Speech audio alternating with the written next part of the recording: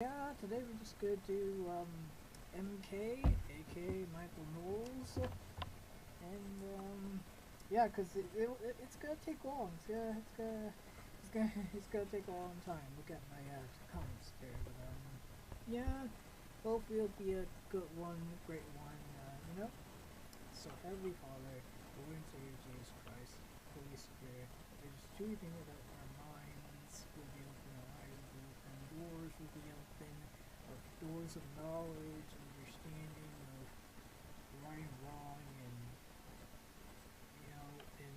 gray-ish in some cases, and just you'll be able to understand more about Mike and why he might be fascistic or anything like that, and how pretty much this main episode will be more so about like justice and accountability, what you say about it, and how Michael Knowles might try to misquote you, how we need to understand what your word means and how we use it in some politics or in the justice system. I just truly think we'll be able to understand that more. I truly think if we have the Father, Lord, Son, Jesus Christ, Holy Spirit, I truly think you for that. I truly think. In Jesus' name, amen and amen. Never thought I would agree with AOC. Never thought, I really never thought I would agree with AOC on something like the George Floyd case, the trial of Derek Chauvin for the, not just the killing of George Floyd, the murder of George Floyd. And yet, AOC and I agree on a very narrow point. We agree that the verdict that the jury reached was unjust. And if you didn't hear me, no, AOC does not think that the verdict that the jury had with Derek Chauvin was wrong, as he just thinks that it's not justice, or frankly, she doesn't even think it was partially accountability. And she's going to explain, I might disagree on both of them. I disagree on both of them. I mean, but I rather AOC than Michael Knowles any day. I gotta be honest a little bit here, because at the end of the day, Michael Knowles does kind of what a police state, because for some reason Michael Knowles doesn't agree that Derek Chauvin blatantly did murder, which he did. He murdered George Floyd. We can legally say that now. Me and some people on the left, who I would say that are not radical. And there's a lot of unradical leftists thinking that not all conservatives are fascists. They're not, But, it's not as you think it is. But, let's see what AOC meant. And I'm gonna try to give my best interpretation, because I'm not AOC saying everything is good, like really, everything's good. I thought my phone was there, and I'm like, God, please no, and no. Everything's okay, everything's good, God is good, everything's okay, my phone is working now. Alright, sorry. Alright, we're good. Alright, let's see what AOC said. This is most likely not the whole thing, because, it's not the whole thing. It paused, so I don't know if you want to look at it after. Sorry, I had a little bit of a panic. Not panic attack, but just a panic. But I'm good. Alright. This verdict is not justice. Frankly, I don't even think we call it full accountability, because there are multiple officers that were there. It wasn't just Derek Chauvin. And I also don't want this moment to be framed as this system working, because it's not working. And now, just to say it there, now we kind of know why she might say this isn't justice, or frankly, it might not be partially accountability. Because it's showing that the system works. Now, to be frank here, the system does work sometimes, but generally in a trial like Derek Chauvin, and it has been proven, you can see the statistics in the trials.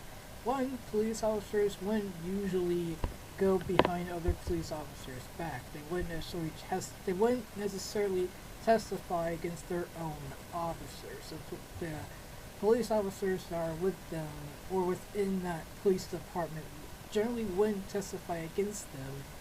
And generally when a police officer is in trouble for doing stuff like this, sometimes it's not really to this degree to where they're actually guilty, from what I remember, from people who I think that are reliable sources.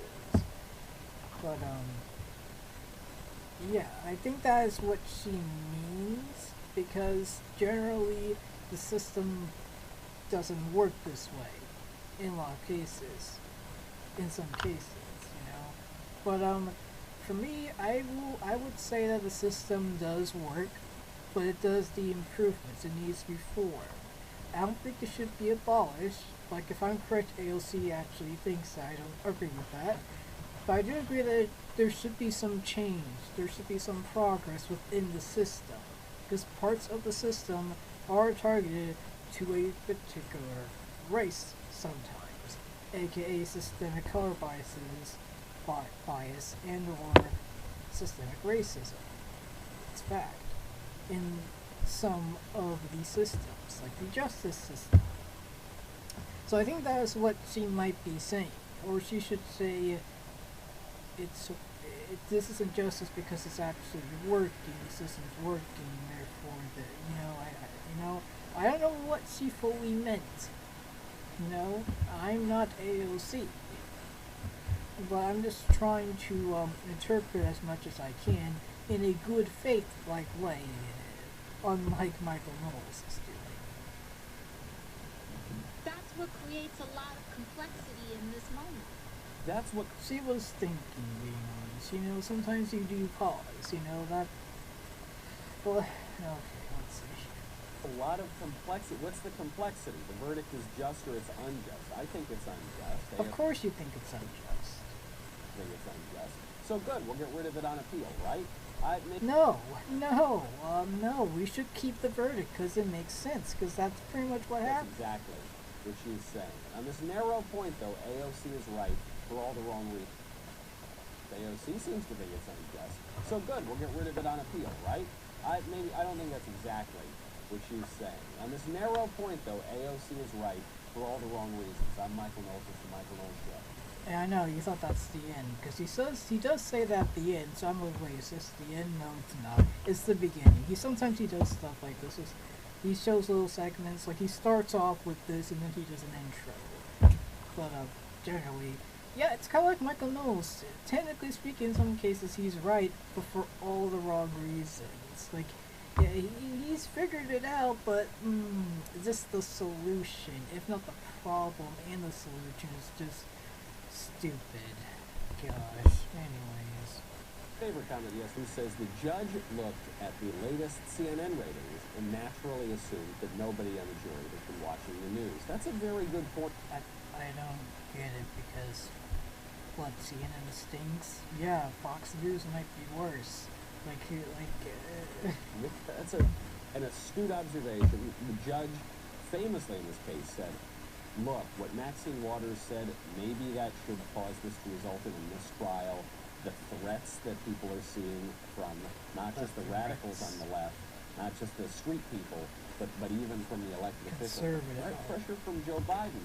But what the judge said was, I trust that the jury is following instructions and not listening to the news. Well, you're right. CNN ratings are the only evidence for that claim. But I think the overwhelming evidence is, of course, the jury knew what this trial meant. BLM burned the country down last year over BLM burned the country down. They didn't burn the country down. They burned some buildings and looted.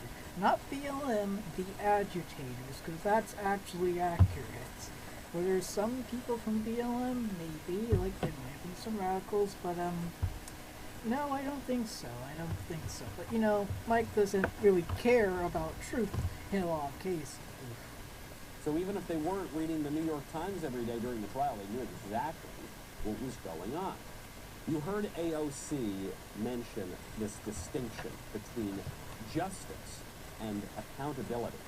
And you're going to hear the left make this distinction a lot over the next few days. It's kind of like this distinction that they're making between equality and equity. And on the one hand, these distinctions are meaningless. They're distinctions without a difference. But I do Are you sure about that? that there is some worthwhile distinction here between accountability and justice. Usually what the left does when they coin new terms like this, or when they put a lot of emphasis on one term over another, is they say, look, obviously this isn't justice, this is mob rule here. The total overwhelming of the judicial system. The guy was convicted in the media, not in a court of law. What? He was convicted in a court of law with a lot of blatant and specific evidence. Like, he was guilty. Like, I've listened to some of the trial, maybe not all of it, but most of it, to where I can make a good argument to say, yeah, he was guilty. Derek Chauvin should be in prison. Not Mike. No, Michael Knowles just has to be one of those people who just, like, when a good thing happens, they just can't because the left has praised it. The right was saying that Derek Chauvin should be guilty. Michael Knowles be like, yeah, in American culture, this is a natural. But both the left and the right do agree here. Okay, we do agree that Derek Chauvin is guilty. And blah, blah, blah. This is why the left is worse than the right. Blah, blah. But, you know, since for some reason the right just wants a police state, they just want a police state, they're gonna go with Chauvin. And some of them, not all of them, some of them. However, we need to still say that it's sort of like justice, so we're just going to make a new term. Equality, well, we're going to make a new term, equity. We like equity. That's not a new term yet. That's been here for beyond decades, if I'm correct. Like, nobody is really changing words, and words are changeable anyways. Again, the A word used to mean donkey in the Bible. So, I mean, what are you getting here? Like, what are you getting? We hate equality. Well, here, what's the difference between accountability and justice? Well, accountability is pretty much saying somebody's to owe up to something. They are accountable for what they do. Justice is... See, that's hard. You know, I'm just gonna do the old look up here, minimize my screen here, and we're just gonna look up at the definition of justice and accountability, because, okay, come on, work, come on, up. Okay, definition of accountability. The fact of condition of being accountable, responsibility. Yeah, pretty much. Other ones, no. You know, accountability is you're owning up to what you've done or what you were doing. You're owning up to it because it's your responsibility. So you are accountable for that. And now the definition of justice.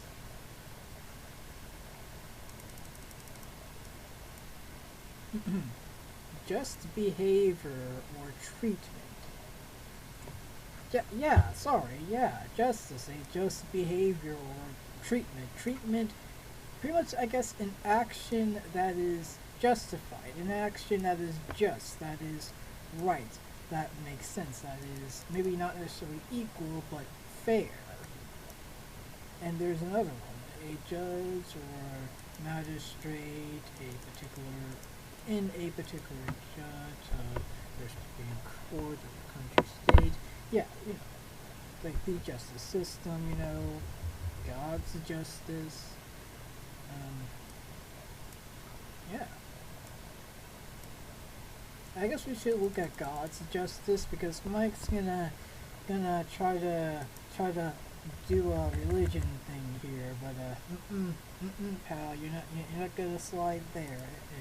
I'm just gonna have it. I'm gonna just have it in my pocket. Like, I don't think that's right, Mike. And it's not gonna be right because I've watched this already to know. We're gonna do definition of justice in the Bible a little bit later when we get to that, but let's tell you, Mike's gonna get it wrong. It's a fact. Mike is going to get it wrong. But anyways, let's continue. I think the subtle difference here is that justice refers to an eternal, objective concept. But it doesn't, because justice is a word. Listen. Sorry, I'm just looking at my comments. Listen. Again, I already talked about how words work and how social just righteousness, something that is fair in a sense way, something that is right. We call that justice. We see or we feel righteousness and we call it sometimes justice. But the word justice is both socially constructed. That doesn't mean it's doesn't mean it's worthless. It's not. It's not. It just means that it has been socially constructed, because justice in India is different from justice in Israel, which is different from France, But I guess the what's in the label of justice, the criterias of what justice is usually what is right.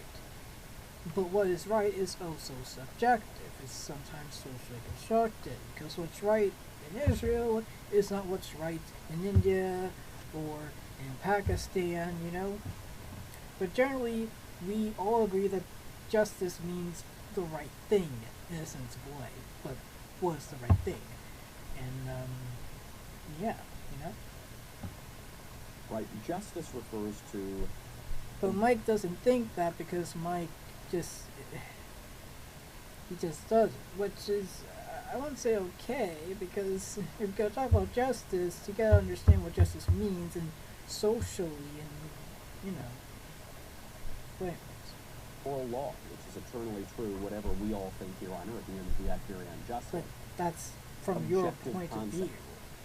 Right, justice refers to the moral law, which is eternally true, whatever we all think here on earth, even if we act very unjustly, like the sort of injustice we saw yesterday in the Derek Chauvin trial. Accountability. There was justice in Derek Chauvin trial. What was not just? What was not fair? Police, again, they want a police state. I don't know, Accountability is like responsiveness to people. So when you're talking about there's no accountability, I think it very subtly plays into this radical... I think there was some sort of accountability. I feel like Derek Chauvin, I wouldn't say owned up to his responsibility of what he did, but he was accountable because he was a police officer. He had the responsibility to de-escalate the situation. A situation that seemed to be easily de-escalated. Yes, maybe George Floyd was taller than him. Yes, maybe George Floyd was doing some things, but generally, he didn't have to kill him in a way that he did, which was murder. And he's got to pay for account of that. He's got to should go to prison. His sentence is somewhere, if I'm correct, in June of this month. This month, June. So, yeah, if I have more information of that, but, he should be charged with murder, because that is pretty much what he did. based on the evidence that I remember from the Chauvin trial. And I was open-minded on both sides, even the typical George Floyd had fentanyl and all. I was like, okay, let's see what this means. And of course, it was debunked.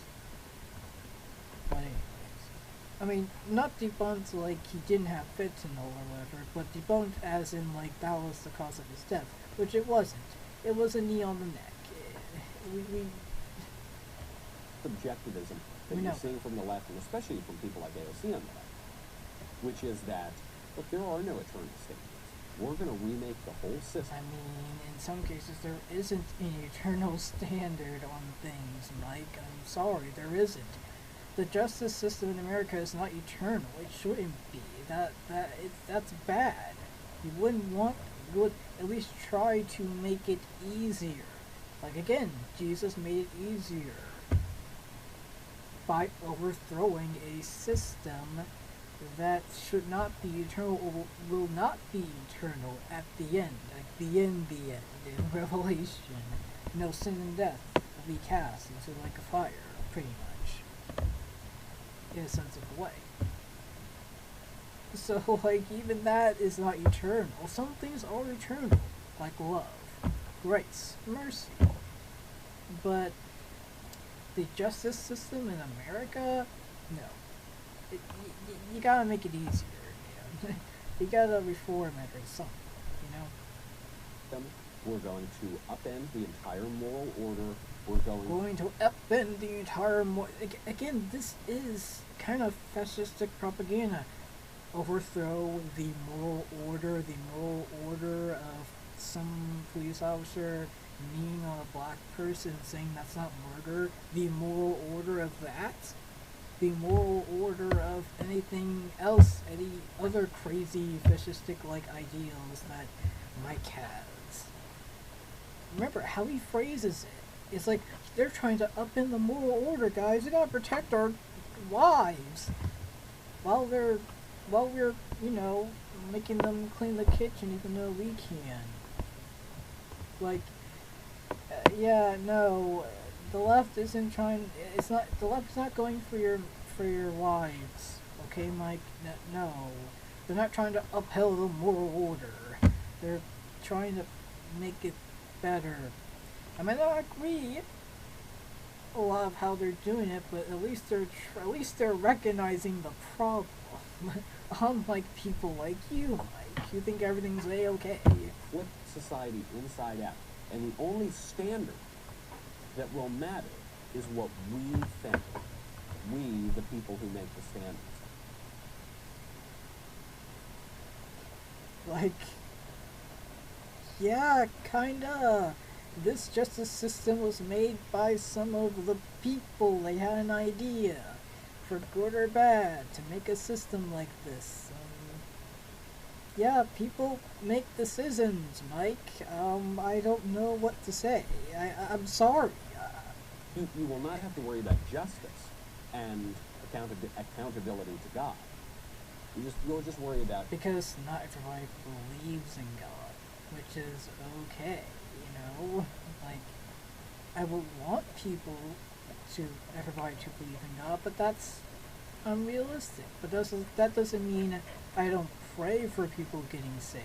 I don't pray for people to come to Christ. That doesn't mean I do this. That doesn't mean I stop doing what I'm doing.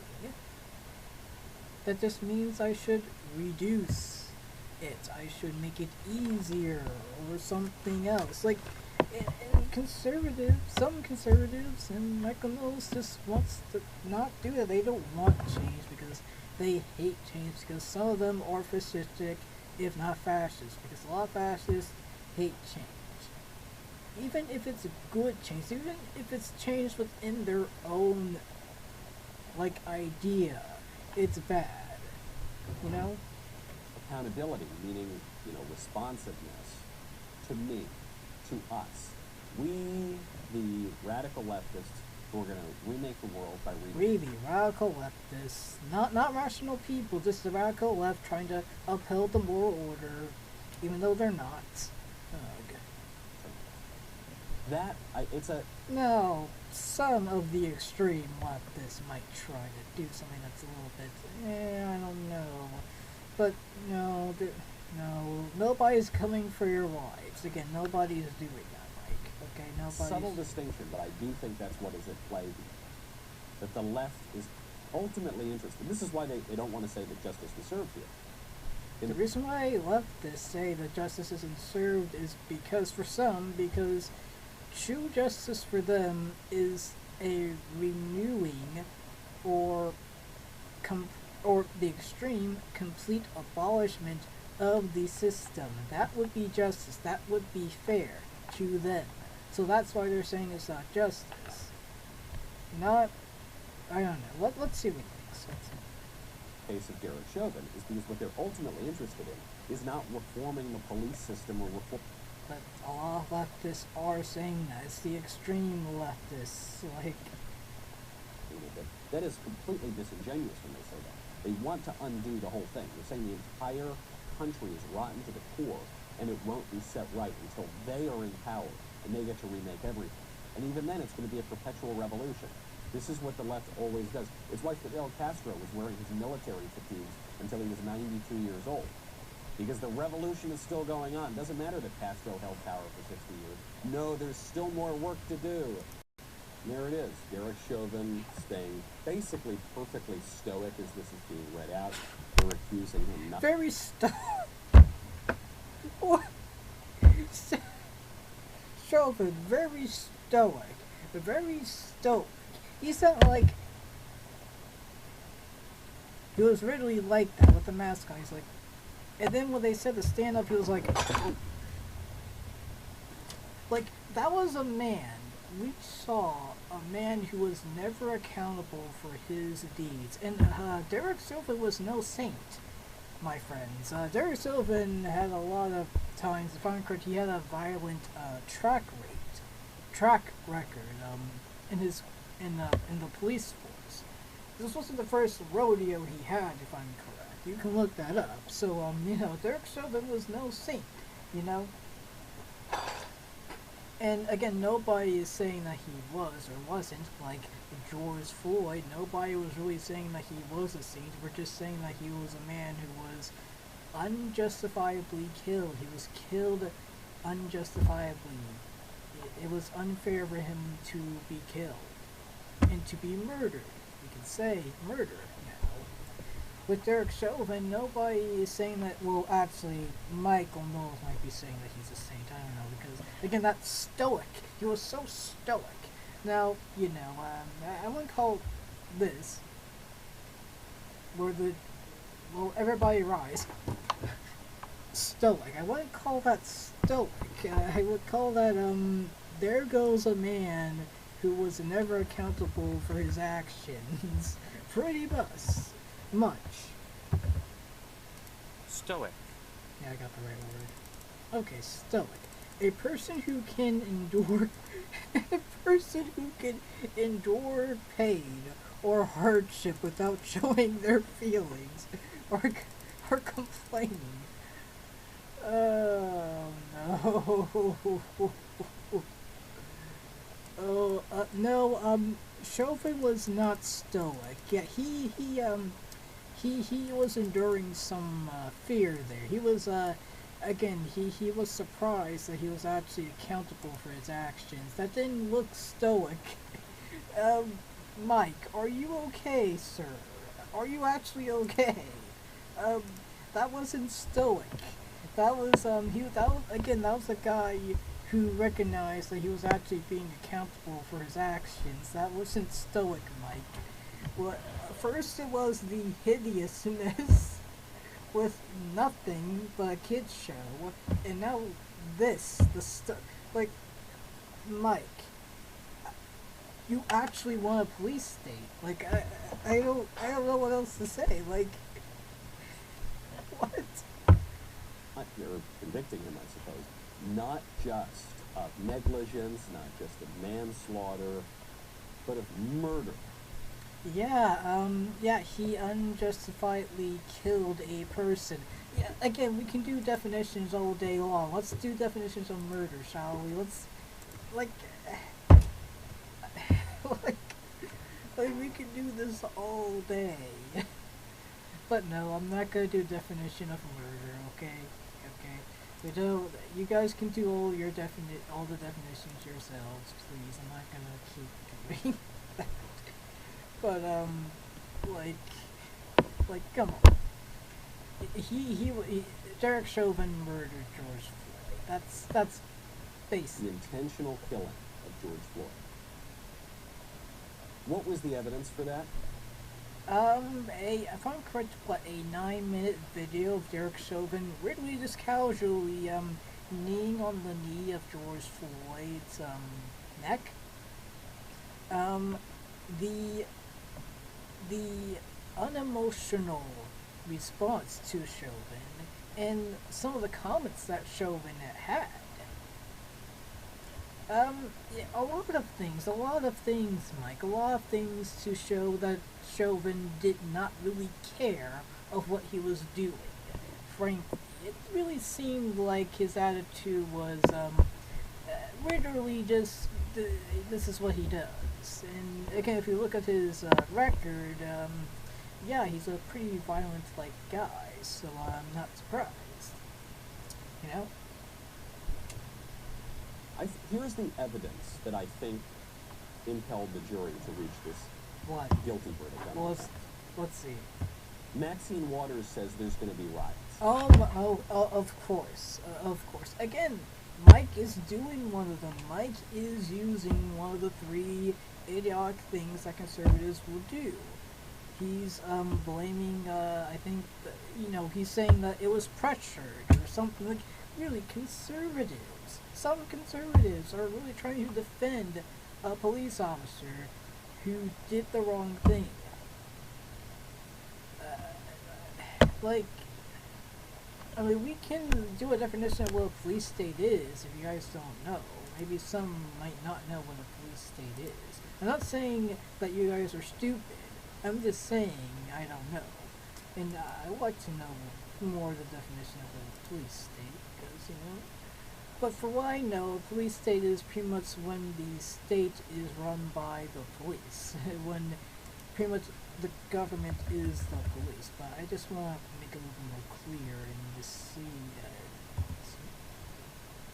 a totalitarian state controlled by a political police force that secretly supervises the citizens. Yeah, I think that's what Michael wants. I could be wrong, but we'll keep that in mind. We'll keep that little thing in the pocket there.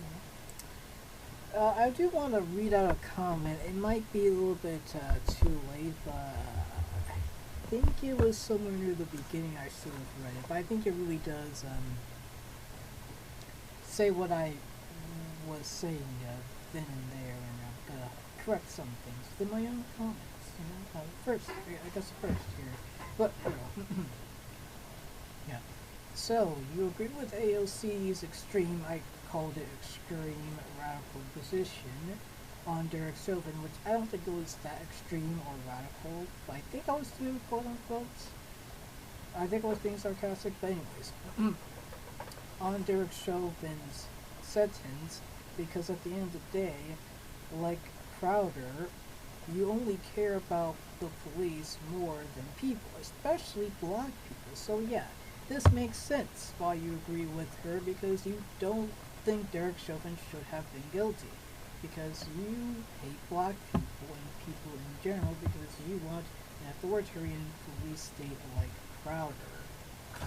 I mean, one of Crowder's quotes was, it was for another case. I'm paraphrasing it. Pretty much, not only the police officer should have done that, but he should have been required. And also, he said it's good shooting.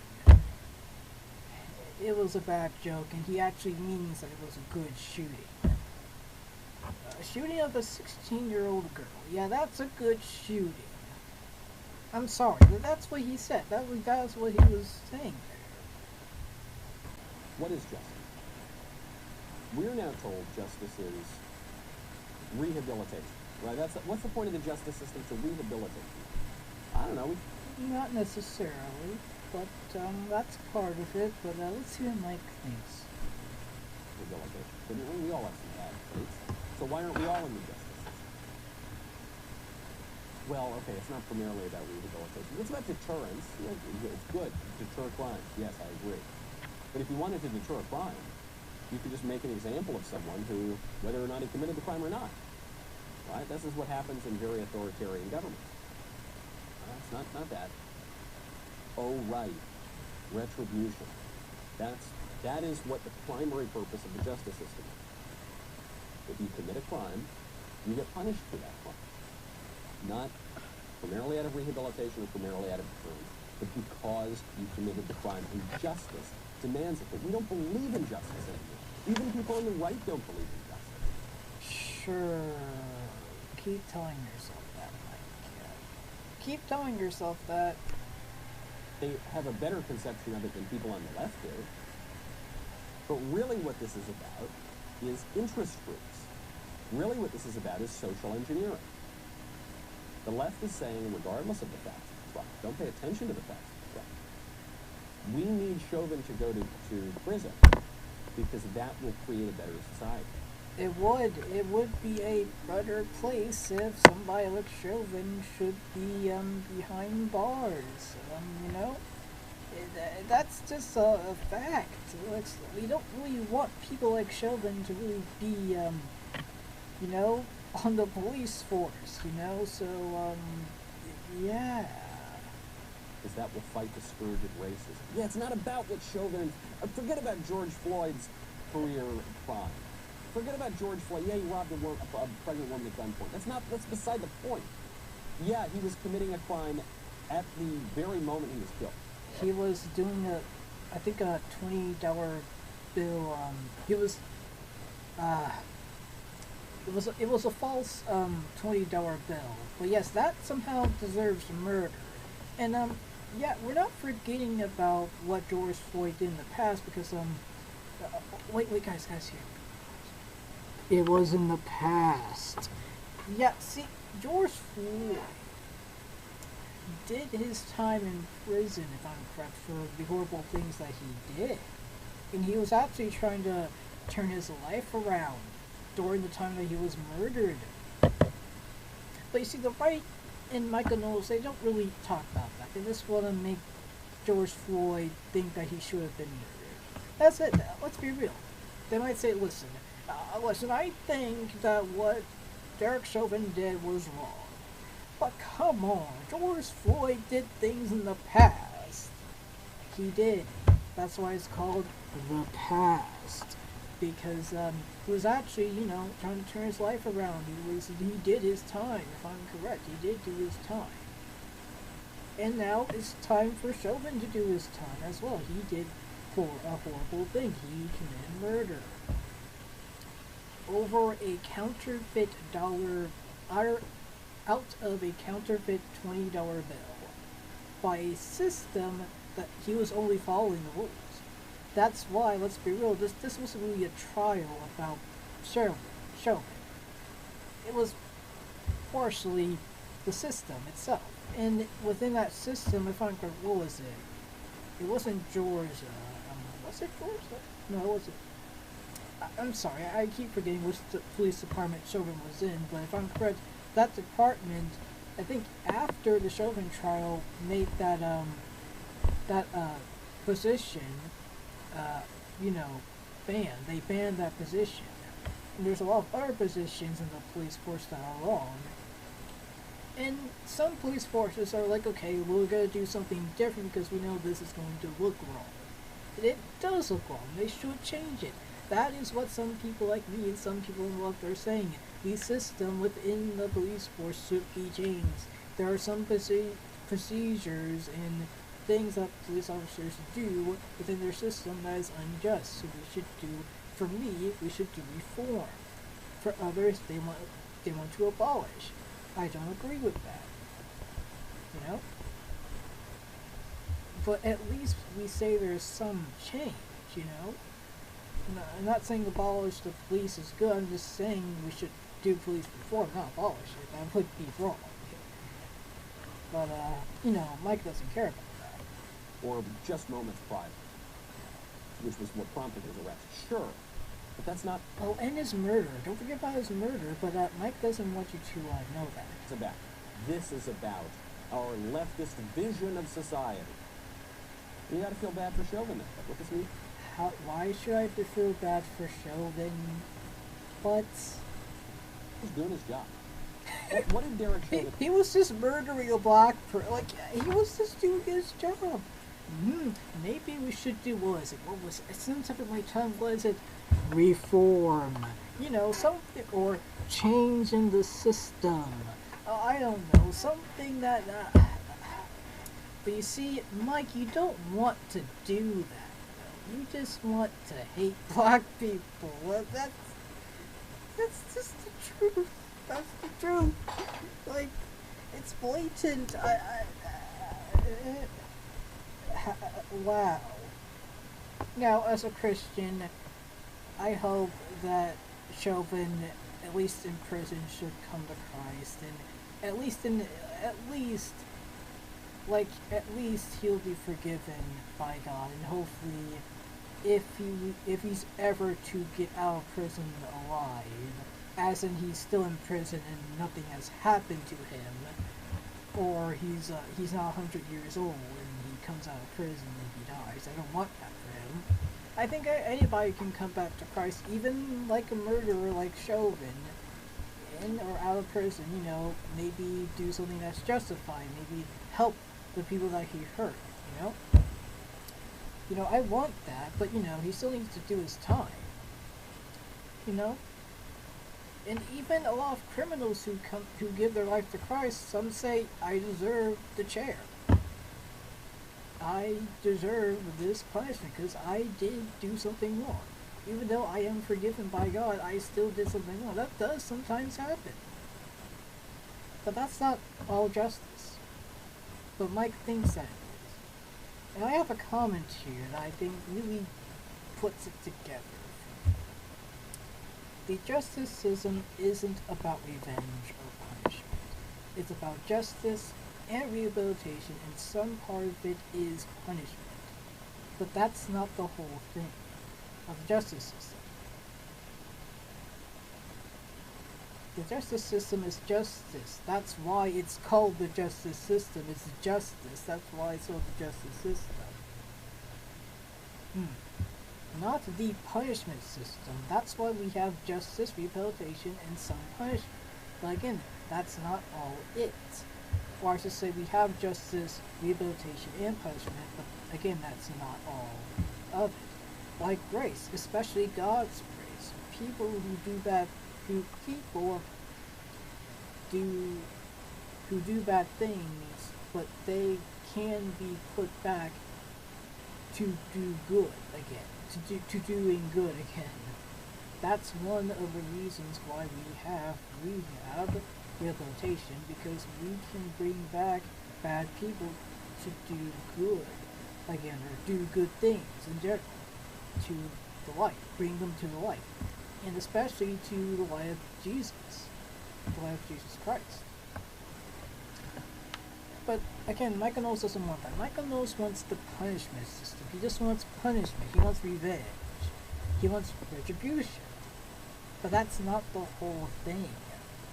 That's why it's called the justice system. But again, Michael Knowles doesn't want that. Do that. He showed up with some other cops and tried to arrest a criminal who was committing a crime. Yeah, but it was a crime that didn't deserve murder, like sin. Yeah, sin is still sin, but there's a difference between stealing and rape. They're both sin. Just to get my language. They're both sin, but rape has a more impact than stealing in some cases. If I'm saying stealing some money out of a bank that can easily replace that, but something like rape, you can't replace what happened there. In a lot of cases, you can't really replace what happened. But if somebody stole from a big bank, a bank that would be able to replace the money, that person should still face charges, but it's not as a big impact as somebody raping somebody. They're both still sin, they're both bad, but one does have a higher consequence, especially when it comes to God. That's why there's different compartments of hell. And that's why there's different levels in the justice system.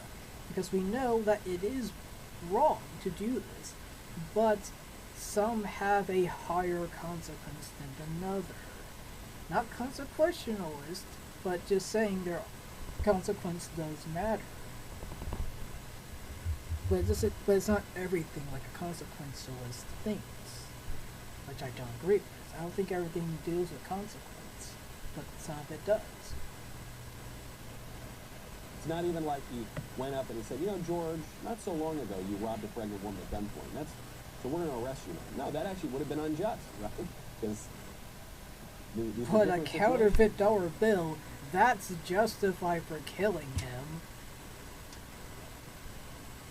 Passing counterfeit bills and taking a bunch of illegal drugs. Yes, that deserves that deserves him to die.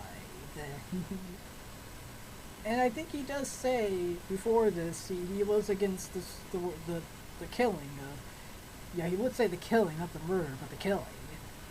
But like, I don't know, he's like, but he did a crime. Okay, let's.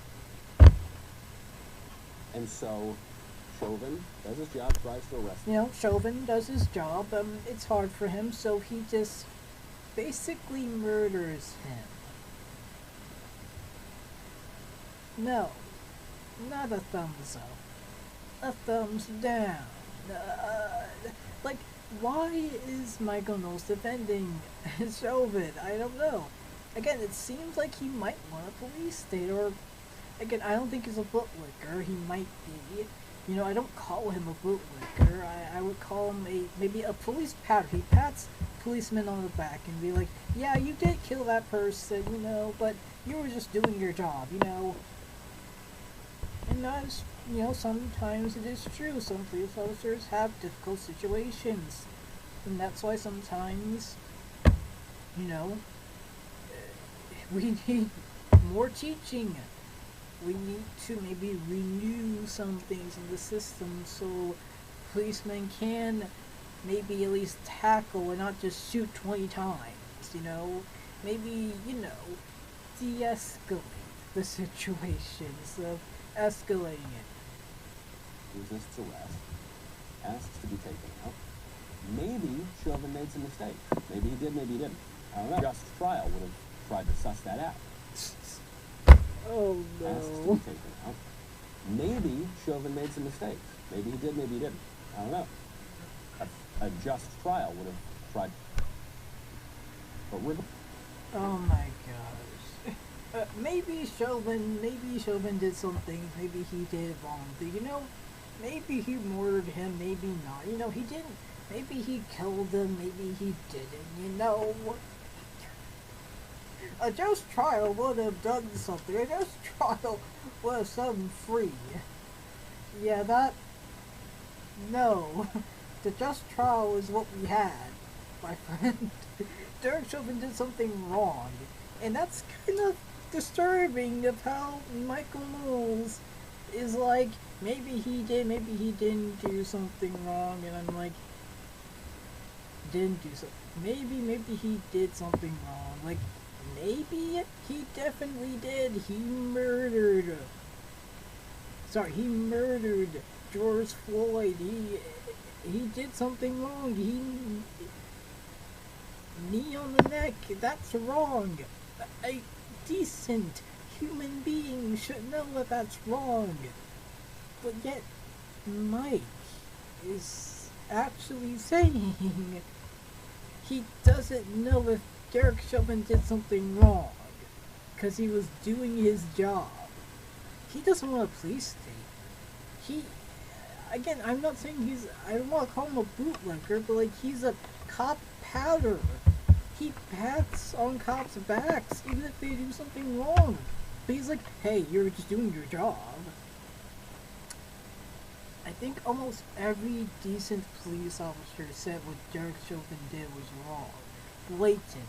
They didn't have to think twice. And that makes sense, but Mike. Sorry, it's everything okay. But Mike. Is Mike actually okay? Is Michael Knowles actually okay? Like, is he actually okay? Is he sane? If I'm getting that right, is he mentally stable? Is he of sound mind?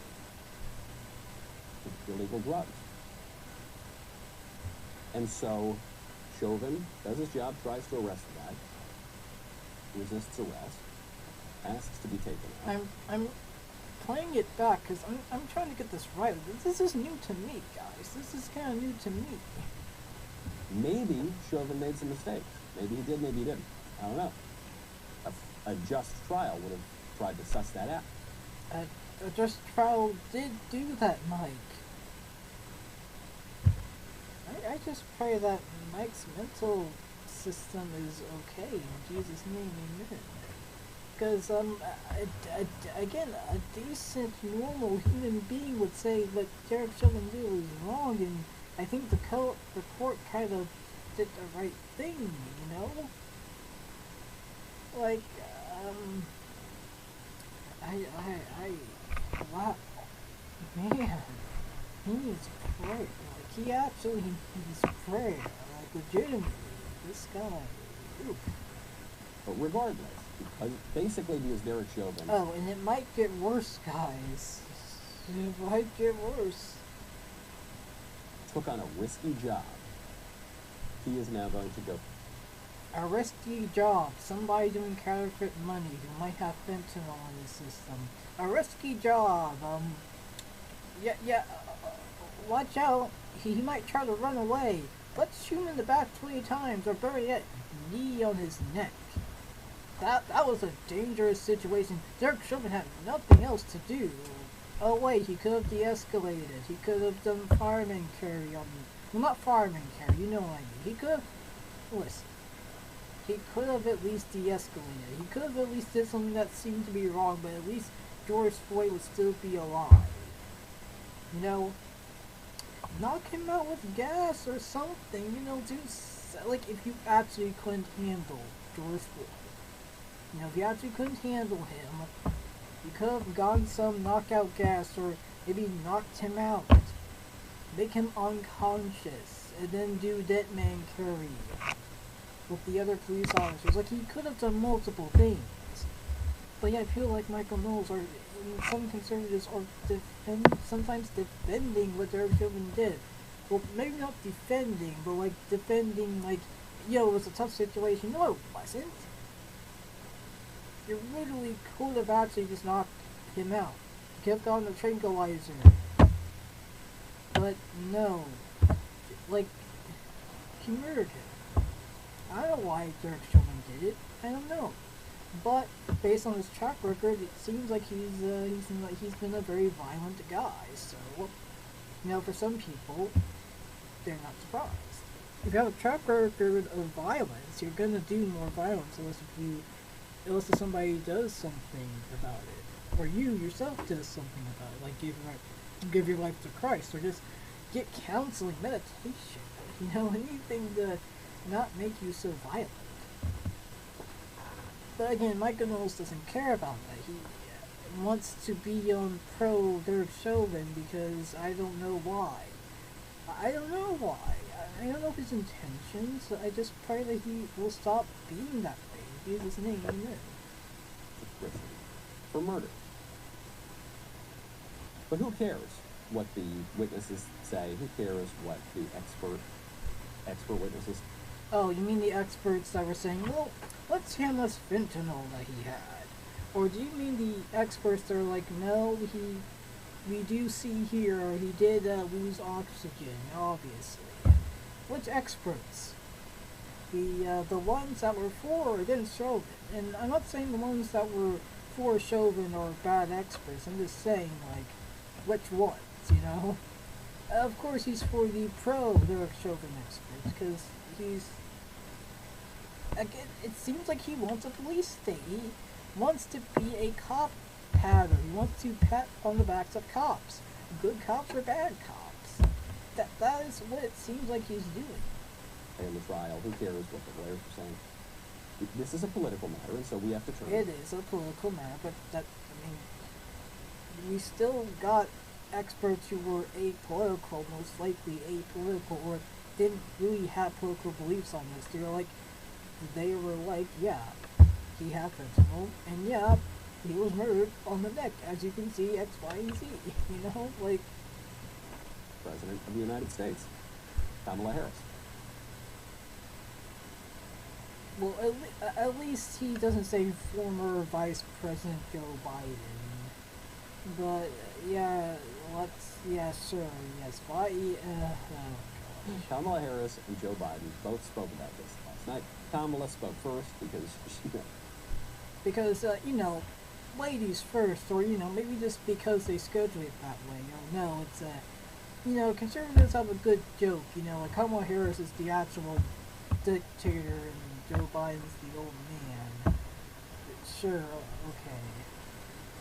the president has to speak first. So Kamala comes out there, and she says that this is about George Floyd's legacy, and we are all part of that legacy.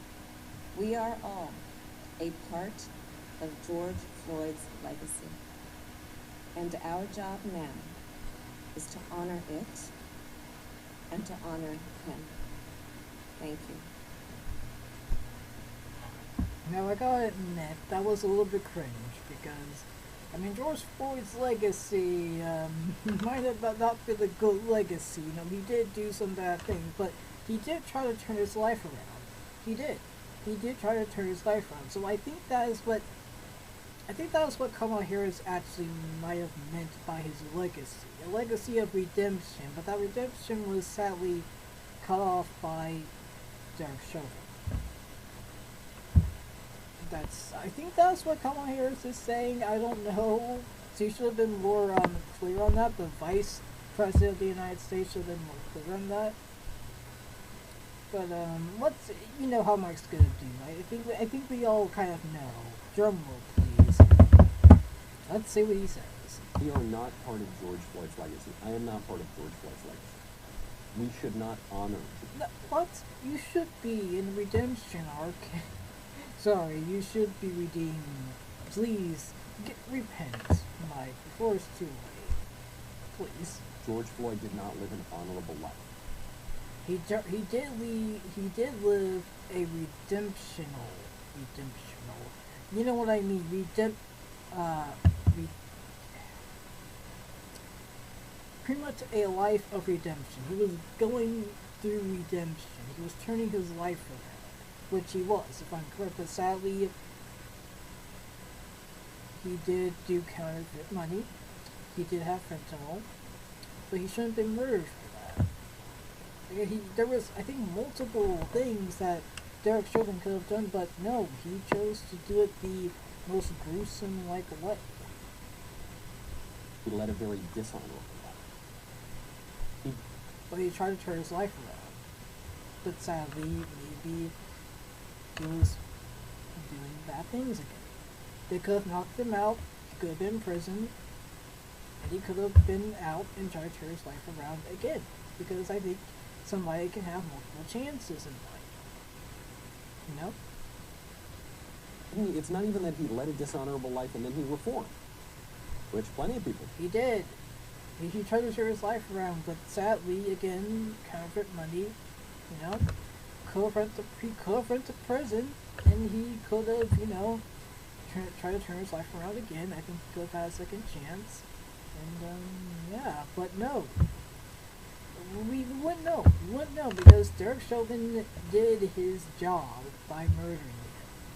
That means we need to do something with the police system, if that is what doing your job means. If doing your job means kneeing on somebody's neck, if doing your job means shoot and ask questions later of teenagers doing very crazy stuff, all of that. If violence seems to be doing your job, then we need to reform the police force. And sometimes, like what happened with the 16-year-old girl, it was, the knife was it was at midpoint to strike the other teenager. So him shooting her, in some cases, could have been justified, but he could have maybe shot in the leg or do a quick tackle, something else besides just shooting it, necessarily. It just depends on the situation, case by case, but like, one case was kind of, what would you do in a sensible way, and the other one was blatant, he murdered George Floyd. Anyways, let's continue. I think we all kind of do that. He was committing crimes in his very last moment. But he didn't deserve to die. And it's like, is he gonna say that? Is he gonna say he committed crimes but he didn't deserve to die? No. If I'm correct, from how I remember watching it, no.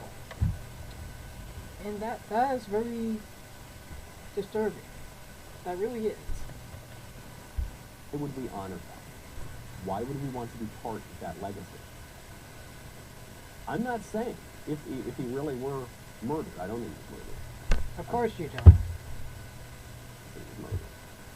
I don't think there's any evidence that his killing or his death was racially motivated either. What do we mean by that? Well, what I mean, why I think of that, I think we're saying broadly this is what sometimes happens to black people. Even if the police officer isn't racist, he's still doing something that is targeting to a particular race, which is racist. But the police officer might not know that because they are doing their job. That's why. So the system in the police force could be systemically racist or systemically color biased. Or the system itself is just bad, and we need to do some reform on it. I said some reform, because maybe not all of the police system or the justice system also should be renewed. Some things in there that I think I like rehabilitation, but, some things should be reformed, like, it shouldn't be targeted against a particular race. We need to stop that. And some states are stopping that, while others are refusing to, because maybe feel like Michael Knowles are in positions of power, blocking that, or blocking change, or refusing to change. But let's say that all of that is true and it's, It is true. He was murdered. And certainly it's tragic. Definitely tragic. Is that the legacy? Why is that? What is his legacy? I mean, I can agree, not because Michael Knowles is saying it, but the idea that Vice President Kamala Harris sort of, I was taught to respect our leaders. But anyways, for real,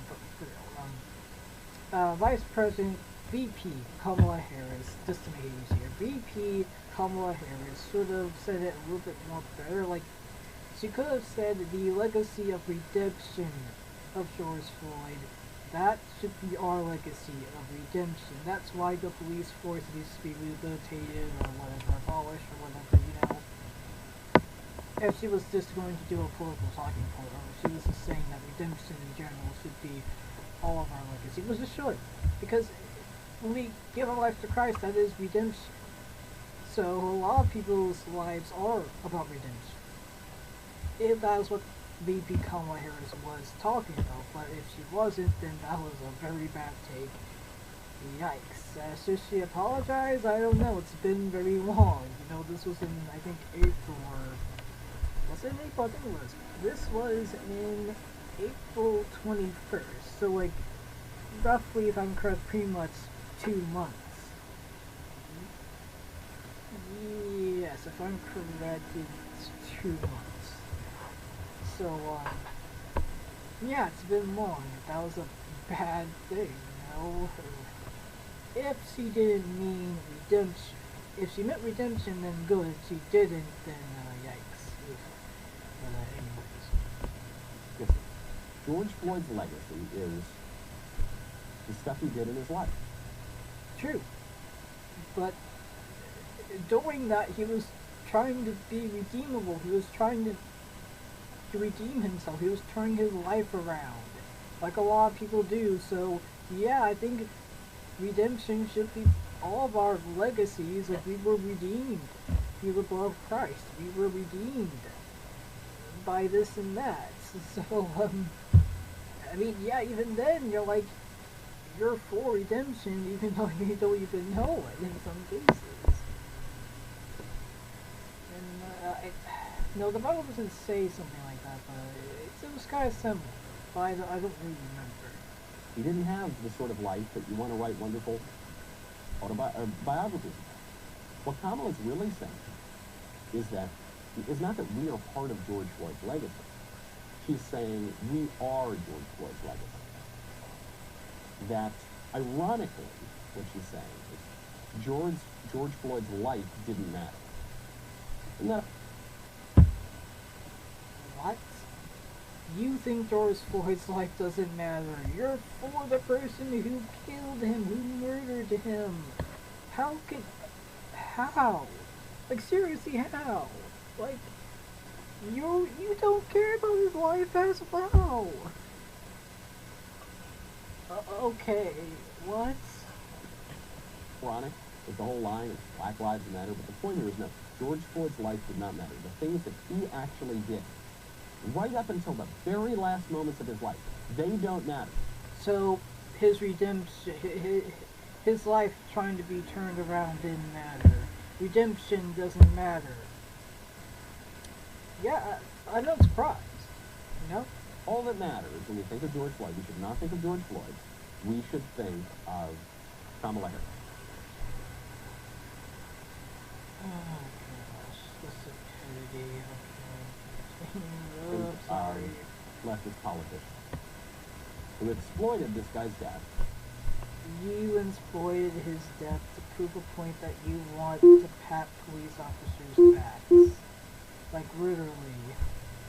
To radically re-engineer some aspects of politics and to destroy credibility in the justice system.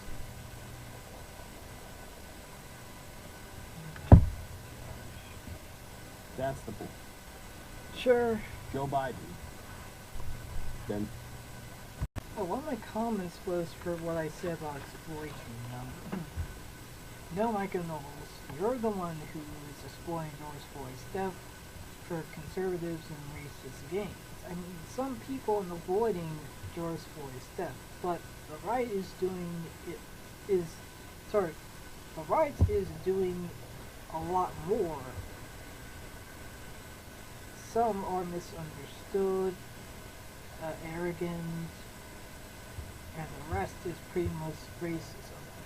I don't know about the left. I gotta rephrase that. I don't think the left was exploiting his death, really. I don't think really any leftist was exploiting George Floyd's death for a political gain. I think they were saying what's the truth, and the truth is, something like this should not happen again. This is why we need reform.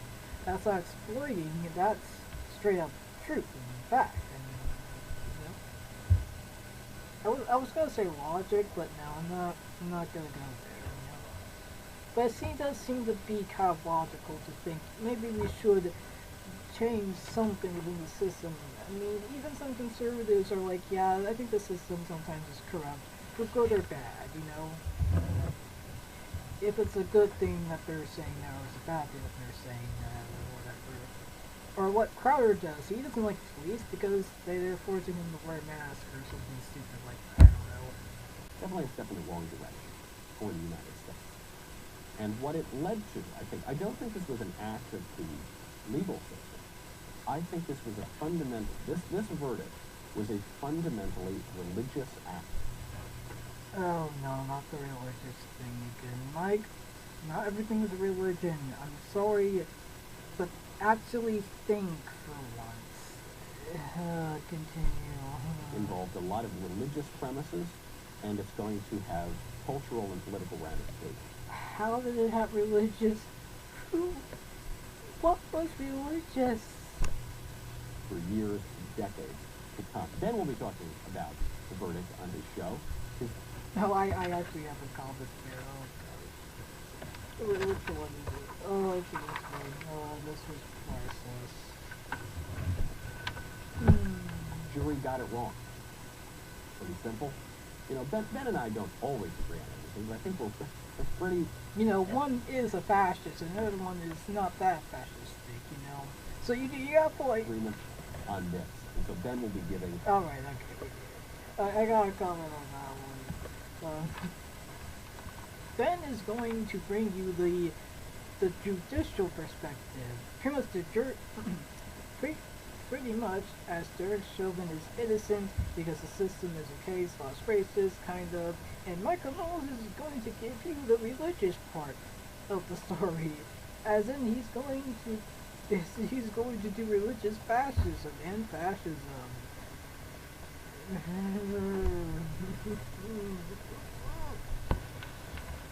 Oh my gosh. So bad. It's not so good, it's so bad. Okay, I'm gonna stop. Okay. But I did have another comment. I think it's going to be brought up a little bit shortly. It's Michael Knowles. If you say you're a Christian, how come you're doing the Old Testament stuff about an eye for an eye, and revenge? Jesus said to love your neighbors. Sorry, to love your enemies. He also talked about justice and talked about grace. It's the thing that you don't deserve, so you can be something better or / be good like we have. I think that is what grace is. Grace is something that you don't deserve so that you can do good. It's a motivation of saying that you can be redeemed. You can do good because I am allowing you to do good. In a sense of way, I'm allowing you to still live. In a sense of way. You have done things wrong, but I'm giving you a second chance so that you can do better. And I think that is what grace is in redemption in Christianity and a lot of other religions. I don't think that what happened yesterday at the Derek Chauvin trial was primarily a legal event. I don't think the reading of the... Well, you don't really do law. You don't even... I bet you don't even look up law, so I'm not surprised you think it's a legal event. You kind of maybe have something going on in your head. I don't know. You have some disturbing takes, so I'm not surprised here. This was a legal event. I don't think it was based on a proper reading of the law. I don't think it was based on the evidence presented in the court. I don't think it was primarily about... Pretty much you don't think it was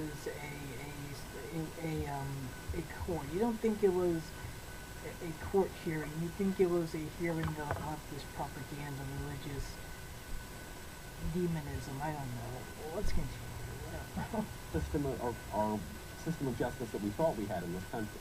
I think it was primarily a religious event. I think it was. How was it a religious event? Listen, Mike, I'm going to give you the definition of religion. If you're watching, please have those who have ears to hear, please. Let me hear this, please. Let's just look up religion, because, Mike, I don't know what happened to you religiously to think that everything's a religion. I don't know what your Pope is telling you or whatever, I don't know. I don't know what you do in the rosary. I don't know. All jokes aside here. I don't know, but something's wrong. The belief in and worship of a superhuman controlling power, especially a personal god or gods. And I have the religious establishment, and there's others I think a little bit more, a particular system of faith and worship. That's also that. A pursuit or interest to which someone ascribes supreme importance. That's also a pretty good thing in religion. I think, well, not, I think that's a pretty good a definition. There's other definitions here, but definition for me is the religious establishment, as in there are two establishments to religion. a goal that you can never reach and a price that you can never pay. But again, I talked a lot more about that very earlier on in my in the starting of my in the beginning of my podcast, in the beginning episodes of my podcast already. And now let's continue on how somehow the trial of Derek Chauvin is religious. Let that sink in, and I'm going to repeat that again. How many fingers am I holding, Mike? For you audience, I'm going to let you hear this again, because I know you guys are most likely pretty logical, most likely. We're going to hear how the Derek Chauvin trial was religious. Bear with me. Whoever has ears to hear, let them hear. Whoever has eyes to see, let them see. Because I'm gonna open your eyes to some really, really, really weird stuff here. You know. Bear with me, guys. Bear with me. The canonization of St. George Floyd, and I think. What? Nobody said George Floyd was a saint. Nobody. Not the left. The left was saying, and I was saying, and people like me were saying that George Floyd, yeah, he was no saint, but he didn't deserve to die like that. Yes, some might have portrayed him as a saint. Maybe. But that's the minority, not the majority, the minority. Sorry, we said George Floyd was a saint. Nobody. No, please stop. Was about a religious ecstasy to triumph over the evil that had become incarnate in the person of Derek Chauvin. I mean, yeah, the spirit of murder. I can agree, the spirit of murder. I don't think there was an actual spirit on Derek Chauvin, but like, there is in a spiritual way, there is a presence of murder that in America, in a sensible way, you know, or the ideas of murder are out of this world in a sensible way. I think some things are spiritual, some roots of things like murder. I don't think mankind really desired to kill one another. I feel like there are other forces in some cases, spiritually outside, who sometimes might have manipulated people to do murder. But I think in a lot of cases, humans killed unjustifiably, and we call that murder. But you know, I think that was confusing. I might have gotten it a little bit wrong in a Christian-like way, maybe, but like, you know, that would take another episode, you know.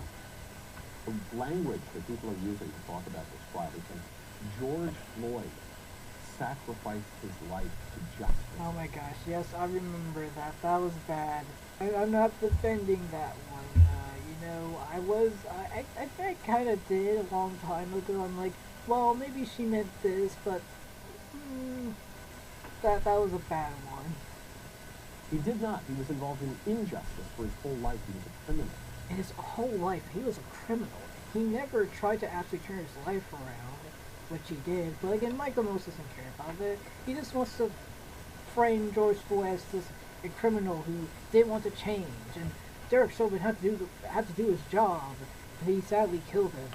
No, the real and the actual story was George Floyd did do bad things. He was no saint, but he did try to redeem himself. But sadly, during that redemption arc, or it was a redemption arc, but you know what I mean. Through his life of redemption, he did do counterfeit money, he did have fentanyl in the system, but he didn't deserve to die. But he didn't deserve to die. That is what most of it is all about. He didn't deserve to be murdered. I actually don't think you should really speak ill of the dead. So I'm not saying George Floyd's the worst person in the world. I'm not saying he never had a good impulse. I'm not saying he never even tried to pursue that impulse. But he obviously ultimately failed to do it. This is a warning call. Yeah, it is a warning that police officers can murder people if they are doing counterfeit money. Yeah, that's a good good eye. That's why people might not like police officers. Maybe that's why some people really hate police officers. Because people like you are saying this is an example of how not to steal or you will get murdered. Yeah, that's a right thing, yeah.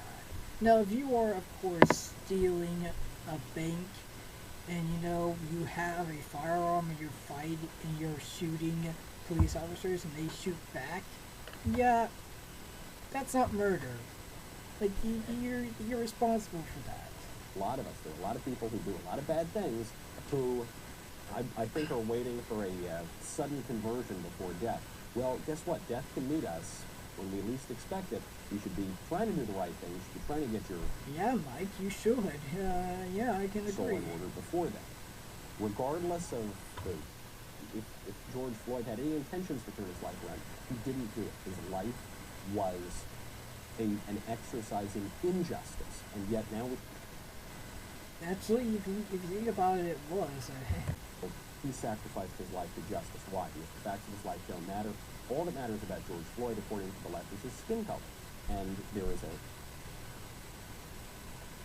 I mean, it does represent what has been going on for some black people, if not a lot of black people. So I don't think the left was really just looking at a skin color and like, yeah, we should we should amplify or make this known because Floyd was black. If Floyd was white, it would still be a case of, Derek Chauvin murdered him. Skip a little and come back.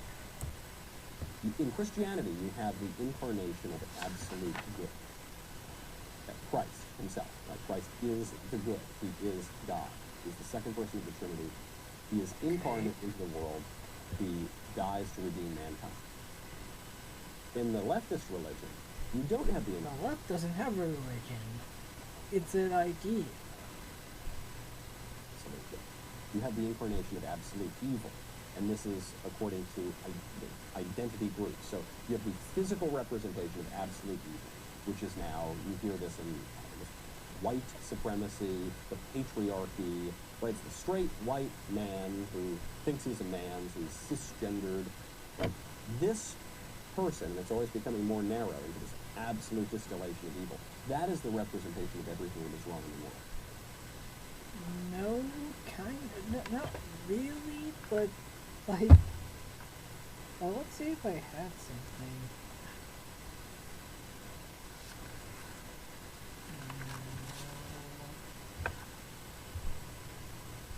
And so, regardless of the facts of this trial, if it can be said to partake of those issues, then you've got to try to defeat evil. And you'll canonize criminals if their death is politically useful for this purpose. That's what's going on. This is a substitute religion. There is no substitute religion. We have a liturgical calendar in this country, okay? We have a liturgical calendar. We have whole months dedicated to... That's not a liturgical calendar. We have holidays. Holidays aren't really religious. Okay. Views of history. Black History Month. Women's History Month. Pride Month. These are, it's not even primarily about black people or women or homosexuals. It's about this very particular leftist view of history, which involves then a liturgical practice. The new liturgy of this religion is the mostly peaceful protest. I mean, that. What? I have a comment on that. Stupid. What? You think Black History Month, Women's History Month, and Pride Month are leftist holidays? Again, let that sink in as well. And no, we really don't have a substitution religion. But the right does. It's fascism. Fascism is kind of the religion for some people on the right. Especially the very extreme people on the right, like Michael Knowles. So you're kind of right. I'll give you that one, Mike. I'll give you that. one. Fascism is the substitute slash new religion in some of the conservative area and some in the Republican Party as well. Fascism is the substitute religion. It used to be Christianity, now it's fascism, which makes sense because that is what it is. Expression. It is the state church. It's why during 2020, the BLM riots were protected by the public health officials who are our high priests. No, they're not. Why are you a propagandist? I'm not surprised these are propagandists, but anyways, most of those peacefully protests of BLM, most of them were masks. Most of them kind of did socially distance in some cases, for good or bad. I think some did have hand sanitizer by people who were actually there, and just look at the statistics, the actual statistics, but, nah, Michael Knowles doesn't want that. He really doesn't. I think all he has is the first CDC guidelines in March of 2020. That's all he has by statistics. I have it right here. I'm like, do you know what science is, Mike? You understand we've moved on, right, Mike? And Mike's like, new means leftist egghead bad, or something like that, Most likely, that's his thought process. They said, you get to go out, you get to riot, you get to protest the George Floyd thing, because, and they made up some copy. Yeah, you get to, break a target a little, we can replace that, but we can't, but even though that wasn't BLM, let's just say it's BLM. Excuse of how that actually is good for public health amid a pandemic to go out and rally by the thousands. But if you go to church... But I mean, there were Trump rallies, so... Sure. Well, a church that was maybe a conservative church who might have not done the guidelines because they think God is so limited, mask wearing will hurt God. Yes, God can't handle mask wearing or Zoom. It's too new for God somehow, quote unquote. Literally, that's what some Christians were doing. It's like, okay, what? Okay, sure, yeah, that's not my God. I actually believe in the God of the Bible. I don't believe in a weak and outdated God. I believe in a God that that does stay the same, but also expresses himself differently, because that makes sense. And I think the God of the Bible would say, yeah, wear a mask while praising me. You can do that. I can still hear you. I can move through Zoom. I can move through television and radio. A church isn't a building. It's a group of the body of Christ coming together to worship and pray and to teach and to be taught the Word of God. That is what a church is. That is what church is. That is the church. Upon this rock I will build my church. Not the building, the people, the body of Christ. That is what Jesus was talking about. Not a priesthood, not the Roman Catholic Church, not the four walls. There's nothing wrong with it. Nothing really wrong with that. No, not necessarily. But he meant the body of Christ. A church, at the end of the day, fundamentally is not a building. It's a people. It is. That is what it is.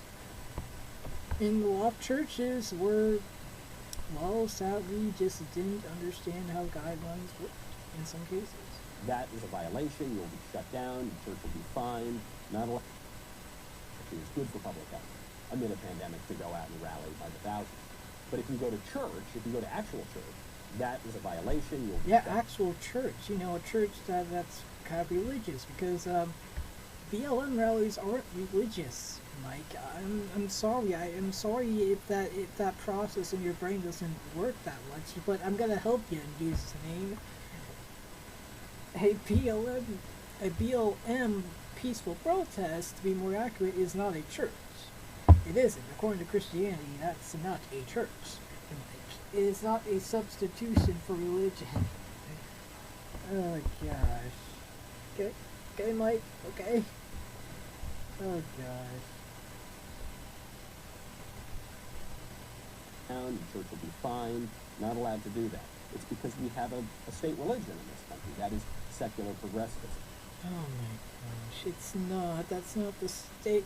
The state religion, at the end of the day, is either Roman Catholicism or Christianity, but not the political idea.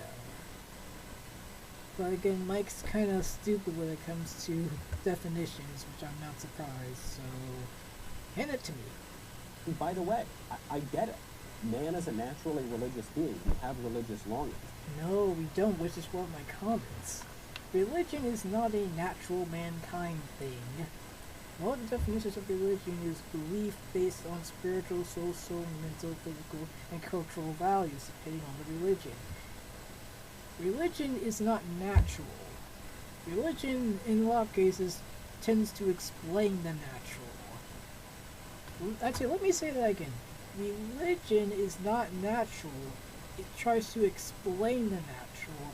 That's why Christianity is not religion, because the religious establishment tries to explain something in a way that's not true. And I think Christianity gets it right every time.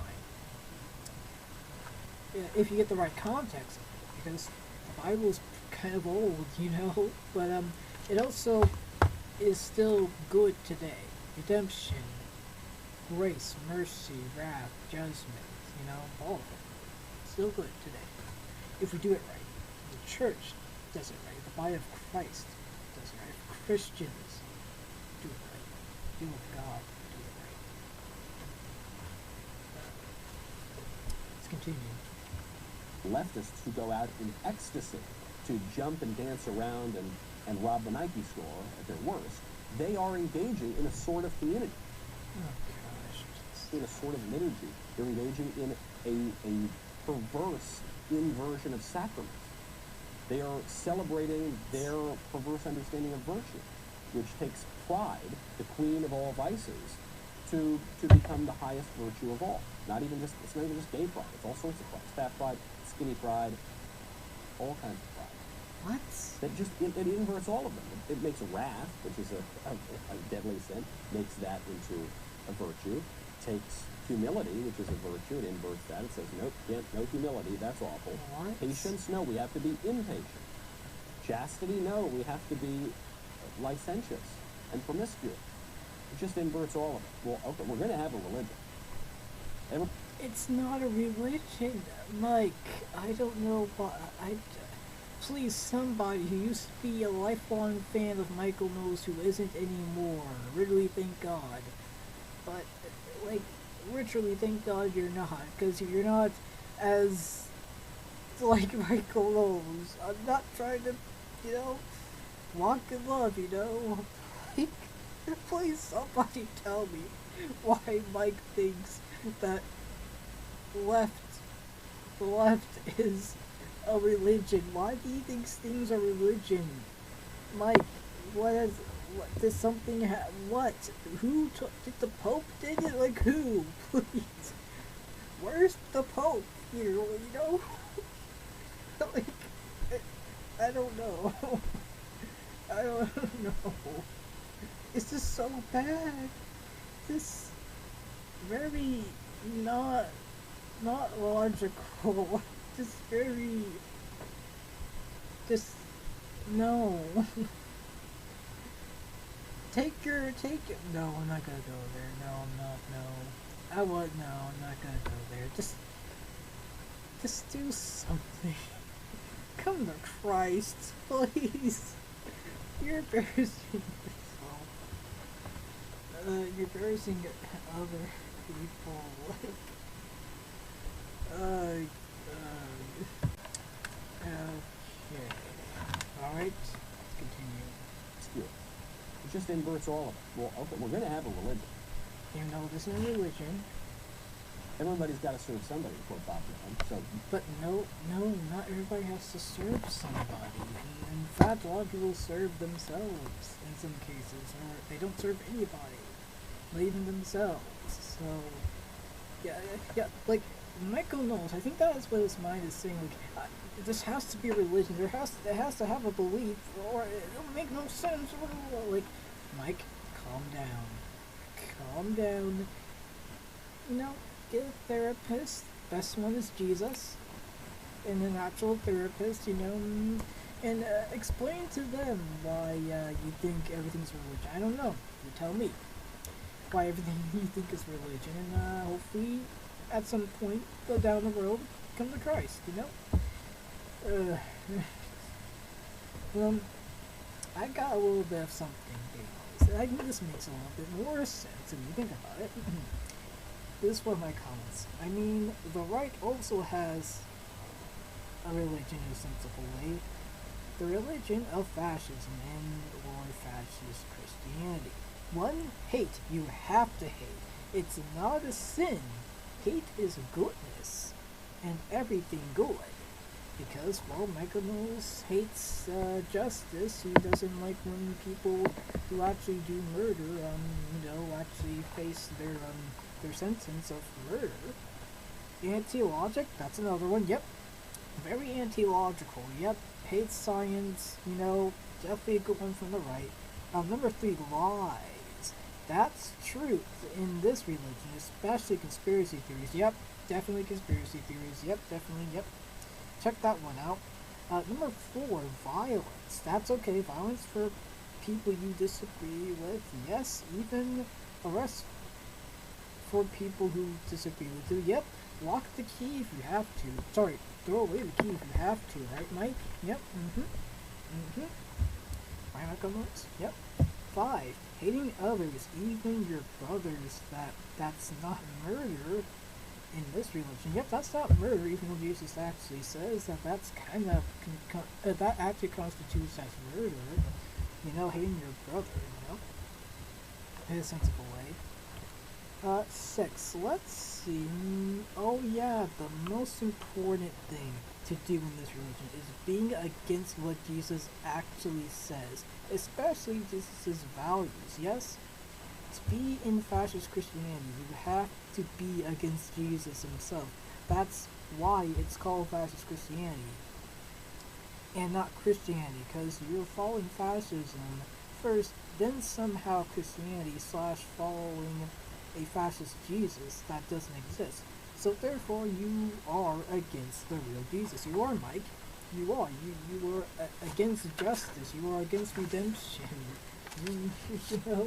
But there's a lot of other clips that I can prove to you. You don't like Jesus. You wouldn't like Jesus. You would not like Jesus at all. You would want Jesus to be crucified, because to you That is what is going on here. But I've got a question. I think so many people are not aware of the religious character of these rituals. Okay, fine.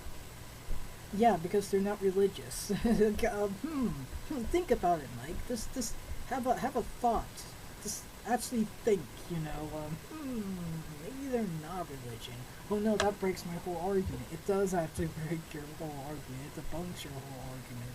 Maybe we're not going to reach that by asking these very heady sorts of questions, and pointing out all these very kind of esoteric observations about the way that the BLM people are rioting, and the way that we're talking about George Floyd and justice. Okay, maybe you can ask simple questions so to get to the heart of this. Why is racism wrong? First, what is racism? Racial hatred, I guess you would call it. Is that simple enough explanation or definition? Why is racism wrong? I can say why racism is wrong. Because it's an affront against human dignity, because man is made in the image of God. Simple. That's it. That's why it's wrong. I don't think about it too much, but okay. If you were to ask me why it's wrong, that's what I would tell you. Now let me ask you, atheist, leftist, why is racism wrong? If you're on the left, especially if you're an atheist, materialist, there's no such thing as human dignity. There's no such thing as being made in the image of God. You don't believe in God. Life is just a sort of random accident, isn't it? And we're all just somewhere on the evolutionary scale, moving toward whatever the logic of random mutation wants us to move toward. There's no rhyme or reason. This is all just a big cosmic joke. So if that's true, if there is no divine logic to the universe, then racism's not wrong. And this is the problem that most maybe conservatives and maybe even Christians are. This is the problem with Michael Knowles, especially with this, especially if you get theological and philosophical. And I have a lot of comments about this. Okay, first of all, your straw man and atheists are saying, I mean, I'm not an atheist. I'm not an atheist. I'm against the Big Bang theory. But you're really straw manning that. Try steel manning. You take the most charitable approach of a person's argument, which you don't agree with, and you try to destroy that steel man argument. What you're doing is straw man. You are taking the least charitable approach to a person's argument that you don't agree with. And when you think about it, you're just destroying a straw rather than steel. So, at the end of the day, you're just speaking nonsense, because that's not really what atheists think. If you actually understood evolution and Big Bang theory, if you actually talked, or at least heard what atheists actually believe in.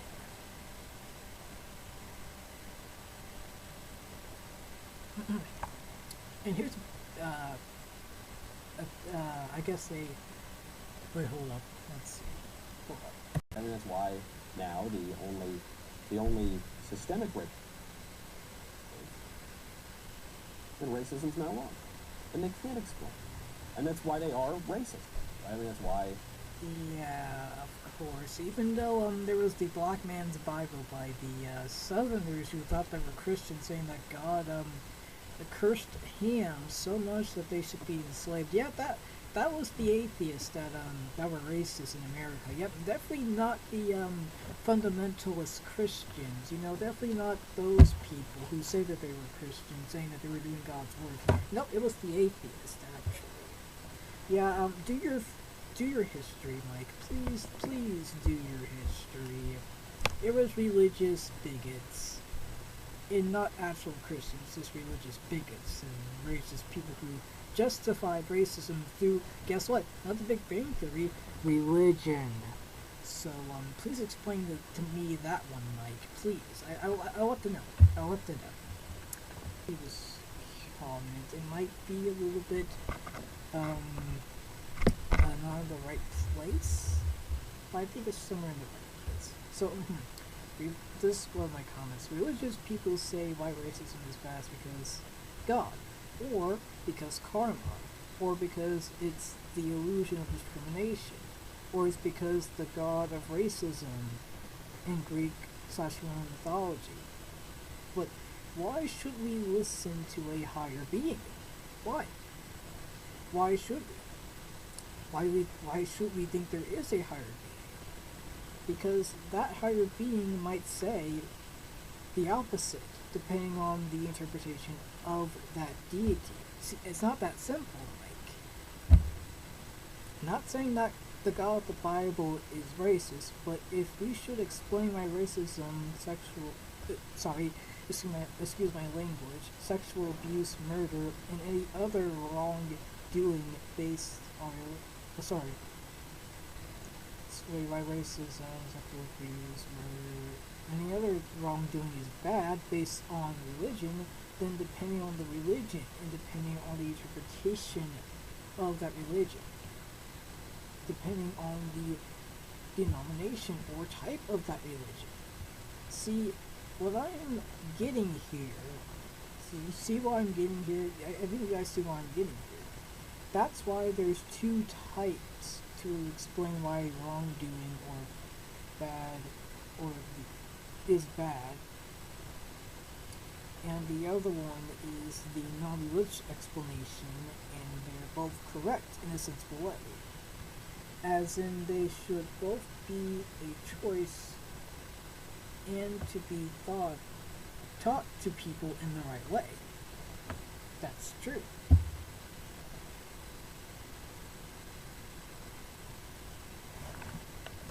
You know?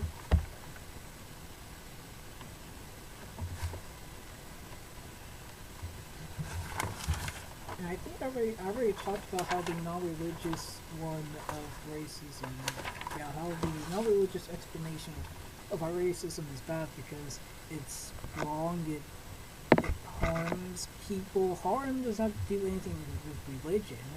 Good doesn't necessarily have to do anything with religion. It doesn't. That's social in a sense of a way, but of course Mike doesn't think that because he doesn't want people to critically think. How I critically think is, yes, as a Christian, I feel like racism is something against God. It's a sin. But not only that, it's wrong in general. Either Christian or not Christian, racism is wrong because of X, Y, and Z. And that's also valid. You don't need to have one or the other. You can have both. And both should be taught the right way in schools. You know, we should have some religious segments and atheist segments, so people can form their own opinions on it. Especially of how racism is bad. I think it's a good discussion, but you see, Michael Knowles doesn't want that. He just doesn't want that. Now, the only systemic racism that exists in the country, legal racism, is against white people and Asian people in the form of affirmative action. What is it, because it's blatant? I don't know. I don't know about affirmative action. I need to know more about it, but if I'm heard it pretty much makes some... I think it could be racist. I think it is, and maybe in some cases. I just need to look up more about it, because I don't know that it's a school system. But I do know that that's not the only systemic racism, you know, but anyways. Which disadvantages whites and Asians on the basis of their race, and gives advantage to... And same thing with a lot of times cops tend to treat black people more harsher or in a different way than white people or non-black people. And it, you know, it might not be because of the skin color, but just because of how the system is just targeting black people, you know. But anyways, he doesn't want to talk about Hispanic that. people on the basis of their race. This is why the left feels no problem coming out. And the only overt racism that is permissible in the country right is against white people. No, it isn't. But they'll say that's not racism, and they can't quite explain what that is, because they can't explain what racism is, and even if they could, they couldn't explain what it was. Okay. They can, with the fish. So, I'm sorry, they can. What in the world? But why is murder wrong? Why is murder wrong? Because it is a negative. It affects people's lives the wrong way. You don't necessarily need God in a sensible way to say that it's wrong. But you should maybe have an objective. And God is that objective. And it is a sin. And God also says it's wrong. But I don't only say that necessarily. I say because generally it is wrong. And it makes sense that God says that it's wrong, because we're made by the image of God, so we would think that it's wrong as well, because it harms people. You know, I don't necessarily need to say because God says it's wrong, because I can generally say that it's bad because it's bad, it harms people, while also agreeing that, yeah, because also God does also say that it's wrong. I won't say that's a backup, that's like, if I'm talking to a Christian, that I would say because God says it's wrong in a sensible way, because I believe, you know, God, you know, X, Y, and Z. But if I'm just talking in general, why racism is bad, well, because it's targeting a race for this bad. It discriminates against a race for just existing pretty much. You know, it just depends. Let's say Derek Chauvin murdered George Floyd. I don't know. Which he did. He did. I'm sorry, Mike. I know you want to live in your reality, but that's just wrong. The real reality is that wrong? George Floyd was murdered by Derek Chauvin. If there's no God, why does it there have to be a God? I'm critically thinking. I think I do believe in God. I do believe in the God of the Bible. I am a Christian. But I'm just saying, why does it take a higher power to determine that? That's called critically thinking. Or image of God. If there is no human dignity, if there is no... Why can't atheists have human dignity? Kind of meat puppets, and it's all just a joke, and our consciousness is just a delusion. See, that's not how that works. If you actually understood what they were actually saying, idiot. Sorry. Just saying. Why is murder wrong? We're just meat. It doesn't matter. There's no real. Because it's like, we're not just meat puppets. Why do atheists are not saying we're all meat puppets? No atheists. Is any atheist saying that we're meat puppets? No, because nobody else is in here, obviously. But I do want to still, because that's pretty much what it's like. Because no atheist will come and say, yes, we are meat puppets. No, they wouldn't. Like, what? Who are you? Who are you like watching? If you actually watch anybody else, that's Substantive difference. There's no difference in dignity, moral worth between me and my tumbler.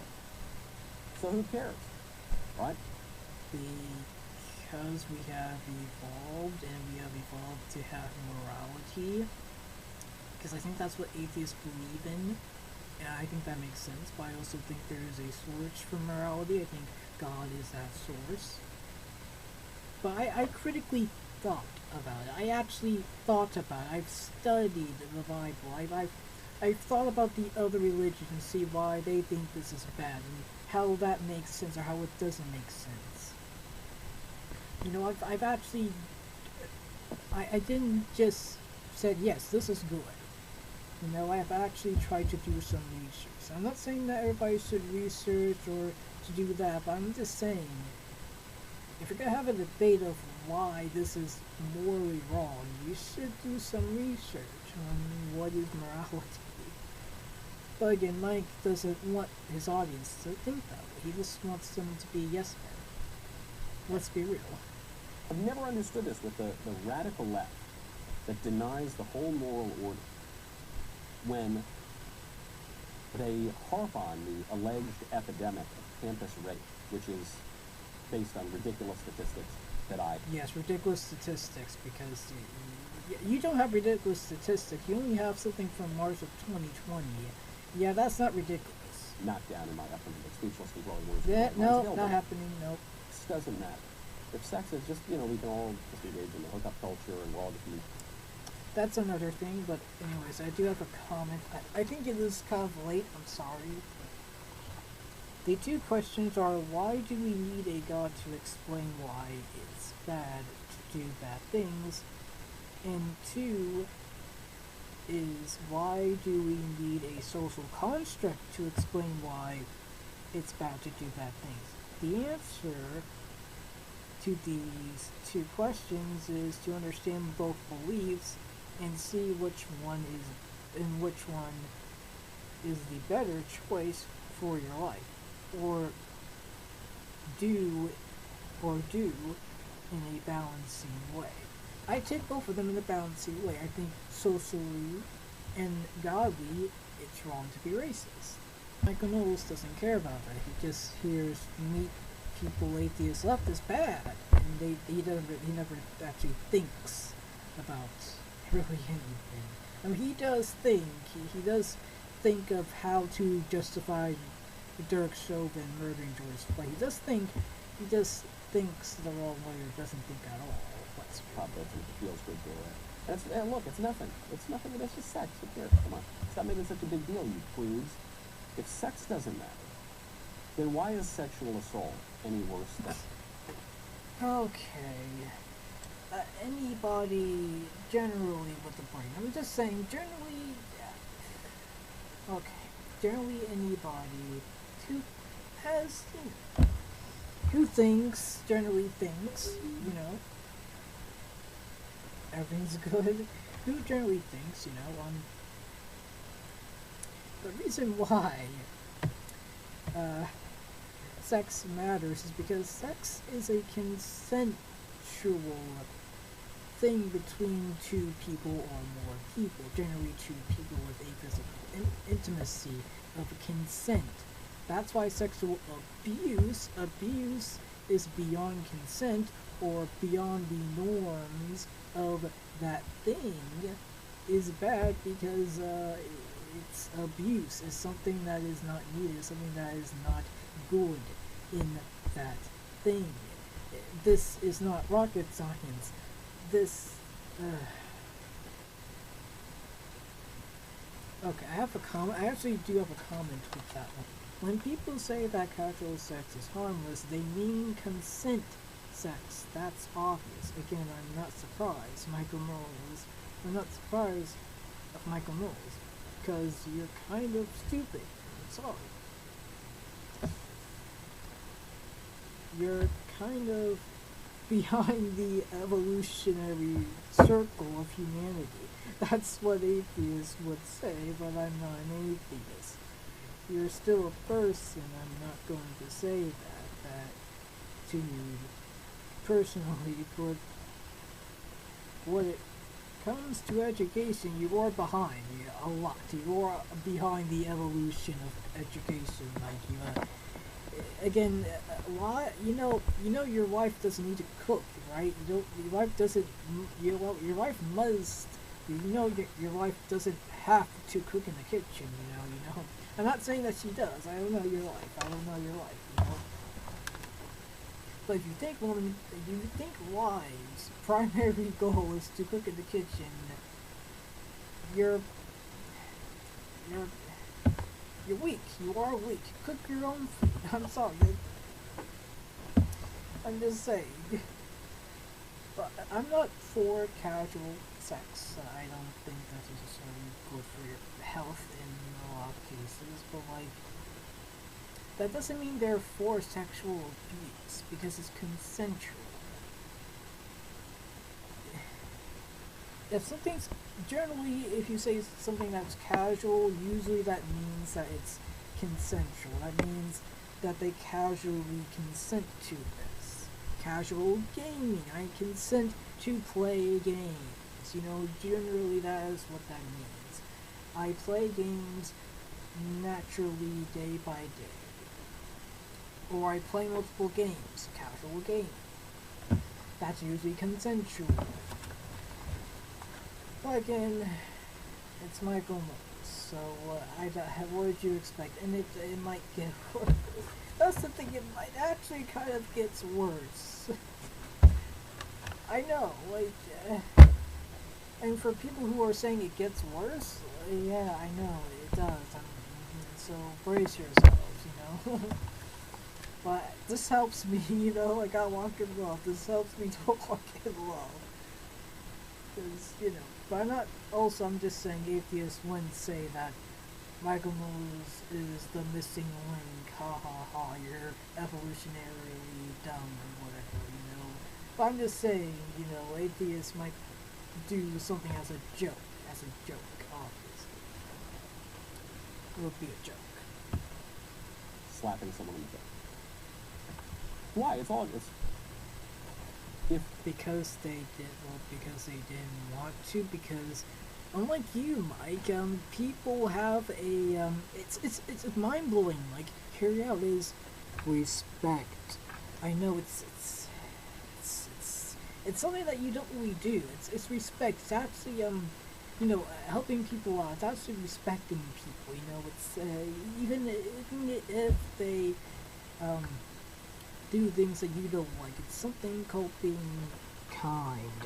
But I know that's a hard concept for you. That might be, you might have to go, I didn't say at least college, But all jokes, guys. If sex doesn't matter in some metaphysical way, it does matter. It doesn't matter objectively, and that's what you don't like. Yeah, but just because it's subjective, it doesn't mean it's not important.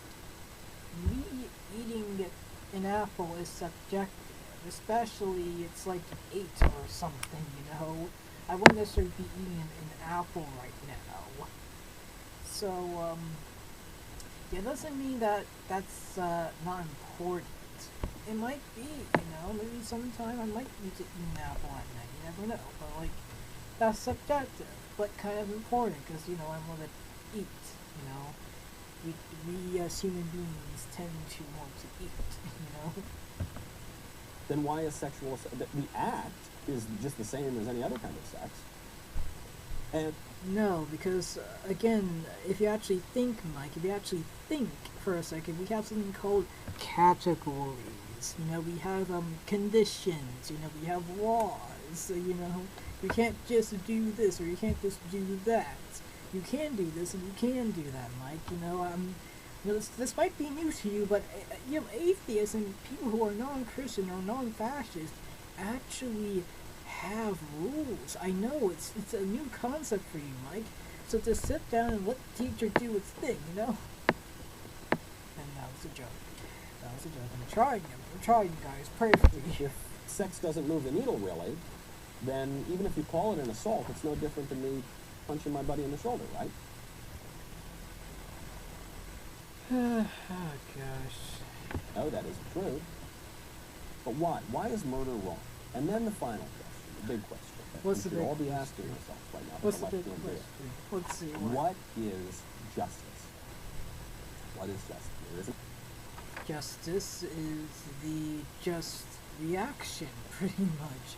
It is a just and righteous act that occurs. It's a fairness. It is a legal fairness, in a sense of it. I didn't even need to say God, but God would be. But God, I think, is the source of justice. So, you know, I would say that. Then, what does that mean? Where does that come from? Then I would say God. God put it into existence, you know. And he gave it to man, and man socially did things constructively with it, and God constructed justice with it. And some people know it, and some people don't. Pray that more people will know. In Jesus' name, amen. Answer to this question. Justice is giving to each what it deserves, putting things in place, acknowledging the objective moral order, and then... No, that's not justice. Justice, you don't need the objective moral order to be justice. You don't need that, but... Aligning ourselves to that. But if you don't believe in that, you don't think then you there's... don't believe there's justice. But no, we do. You don't need objective morality. Okay, I believe in there's some morality that's objective, and there's some morality that is subjective. Justice is subjective, because justice, to a Buddhist, is detachment. Justice, for a Hindu, is doing more good karma. Justice for a Muslim is following Allah's laws. Justice for a Christian is following God's laws, or following God's ways. The right thing is following the will of God. Justice for an atheist is, well, the definition of justice. Justice for a leftist maybe extreme leftists is abolishing the police and or gender. Justice for fascists is killing a particular group or having an ethno state. But justice overall, objectively, is doing something right. That is the label that we gave it, and that is the label that God gave it. Justice for God is something that's righteous, something that is fair. All around. But the act of justice, or how we think is justice, is subjective. But the objective, I guess, labeling of justice, we can all agree, is objective. Justice is the right thing, or the fair thing, the just and righteous thing to do. And that's, you know, so God will construct it. You don't think there is an objective moral arbiter? You don't have to. If you don't believe in any of that stuff, then there is no justice. According to you, which is little, I'm sorry, which is not necessarily, you know, I won't say he's in the top 10 of people who I listen to. Let's say that. Let's say that. And there will be no peace. And they're right. And they're if. How will there be no peace if there is no objective? Because some things are gray. Premises are totally wrong. But according to their premises, that's what's going to happen. If this is all just about we human beings, in our pride, trying to be as gods, right? The first love. First of all, nobody's trying to be a god. We're just trying. Some of us are just trying to be a judge, or an authority in the government, not God. I'm sorry, Mike, if that harms you a little bit. I know it's kind of hard, but that created the radical leftist ideology. This, according to Whittaker Chambers, who wrote that excellent book, Witness, ex-communist, who was one of the people who was influential in making Ronald Reagan turn from liberalism to conservatism. This idea, we shall be as gods, we shall totally refashion society. And no, liberals don't want to be gods. Actually, liberals want to liberate God. Like, I think that's part of liberation. I think that's part of libertarianism. I think libertarians don't like an authoritative, like, figure, like a god. So, that's just debunked. Like, we'll make up our system. Plus, communists want to be authorities, not really gods. Some maybe want to be gods, but no, I don't think it's so. not the traditional conservative view. Is that our justice system is supposed to reflect the objective order of justice. The objective order of justice isn't punishment or kneeling on the neck of a person. The modern liberal view is we'll just make it up whatever we want. That's going to be the justice system because that's what we want. But that's kind of how justice systems are built. Somebody makes the idea and people are like, yeah, that should be our justice system. That's kind of how that works, Mike. What again, think about this. Actually think, you know? Because all that ultimately matters in politics is our will, our willfulness. And when we're talking about... You gotta have a will. You gotta have free will, Mike. I don't know what's wrong. Higher will, rational will, that is the mediator between the lower appetites and the divine will. It isn't that because they don't... But isn't that because that doesn't make any sense? Because everything's a religion, Mike. I think that sort of thing exists. So it's just that lower base. It's not. They don't even... No, it's just your thoughts. It's your ideas. For me, it's your thoughts, it's your ideas, and it's the Holy Spirit that guides you into all truth. For me. Is that justice? I don't think so. Speaking of lower base desire... You. No.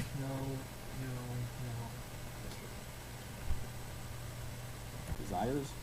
Give you a great example of this in an unjust society.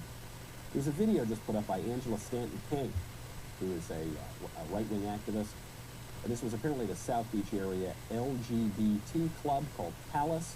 The Blaze reported on this video. Do not dox or go after any of these people.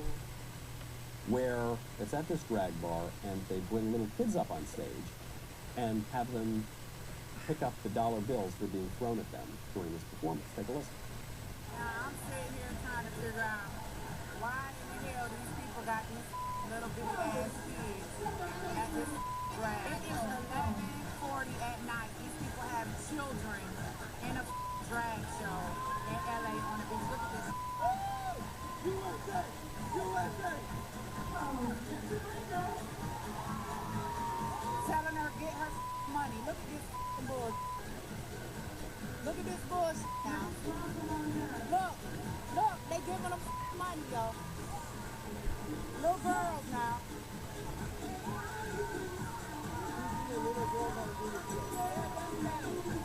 Look at this. Look at this. And throwing money at these little girls.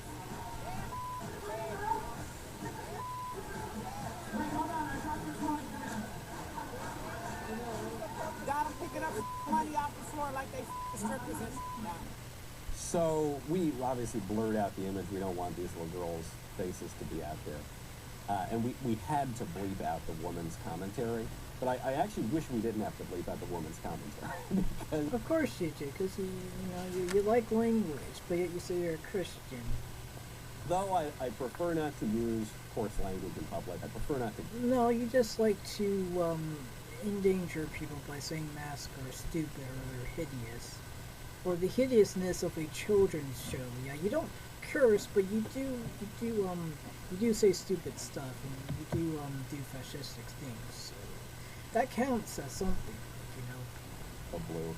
I think this woman is saying exactly what we're all thinking. I think this woman, Frank, if anything, she was being restrained.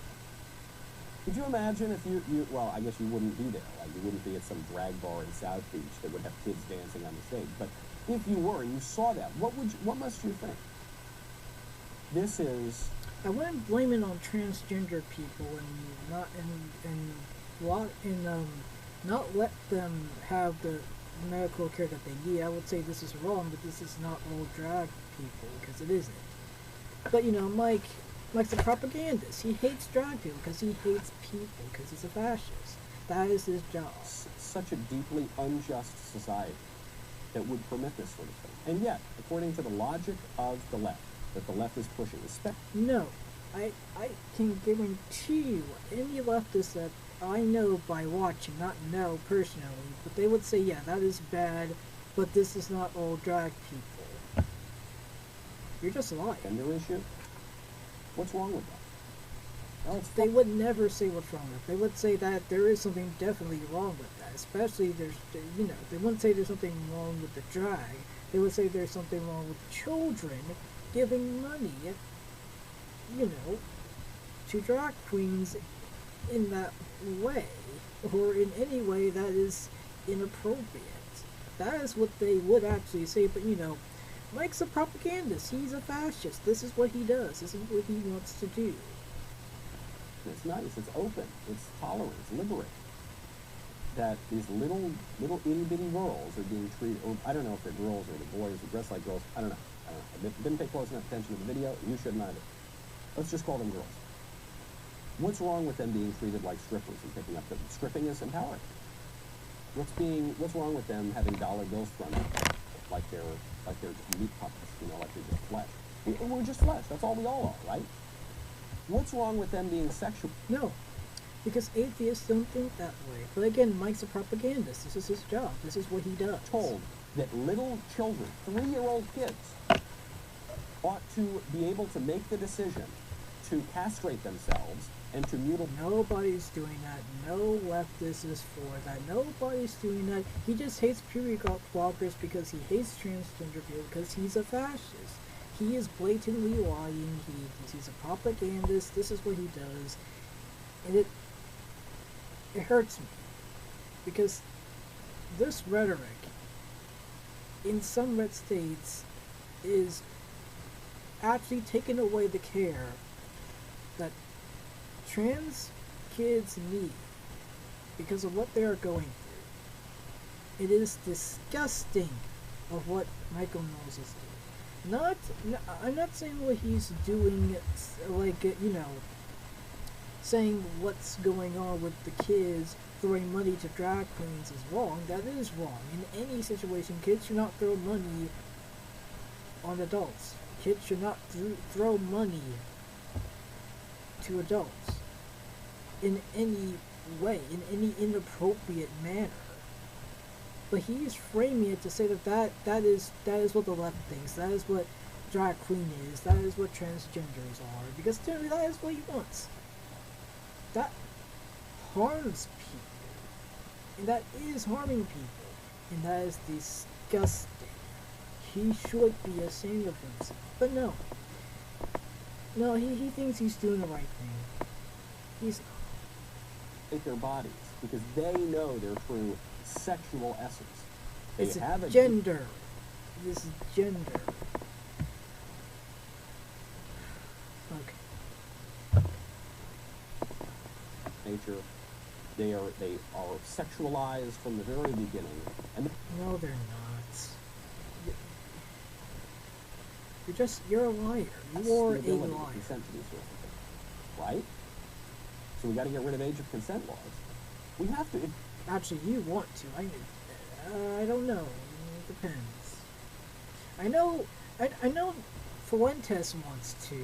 You might not agree with him, but man, you were Nope. I'm holding back. No, I'm holding back. I'm sorry. I apologize. I'm holding back. If you say that a little kid can make the informed decision to mutilate himself and to cut off... Nobody's doing that. Nobody is doing that. But he wants that. He's propagating propagandizing that. He wants that because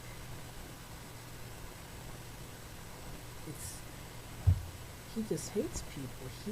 He's a liar. He hates. I'm holding back because I know I can't. Not just because I'm a Christian, but I gotta be a good person in general, and because I'm a Christian. I'm gonna say because I'm a Christian first, and also because generally I gotta do the right thing. You know, this is hard. Because this actually harms people. And sadly, it is harming people. But it seems like Mike doesn't care. Genitals, certainly that little kid can make the informed decision to dance around for dollars. That's a far less outrage. They were throwing money. They weren't dancing for money, you idiots. I gotta say some things, you know. You gotta understand what I have to go through. In the other, like, again, it kinda actually gets worse. So, but I still need to walk in love. I have to control. If I'm gonna be a leader, if I'm going to lead people to Christ, I can't get so easily angry. What I can do is say the truth. He is an idiot. But I'm not going to say it all the time because he can even come to Christ. And that is the love that pastor will understand. Somebody like Michael Knowles can come to Christ. That's the grace, that's the mercy, that's the justice in a sensible way. Grace, something that we do not deserve so that we can do good. Because it shows that nobody could be unrepenting. Nobody can go to a line to where God said, you know what, I can't do it. No. Not in a way that some people might think.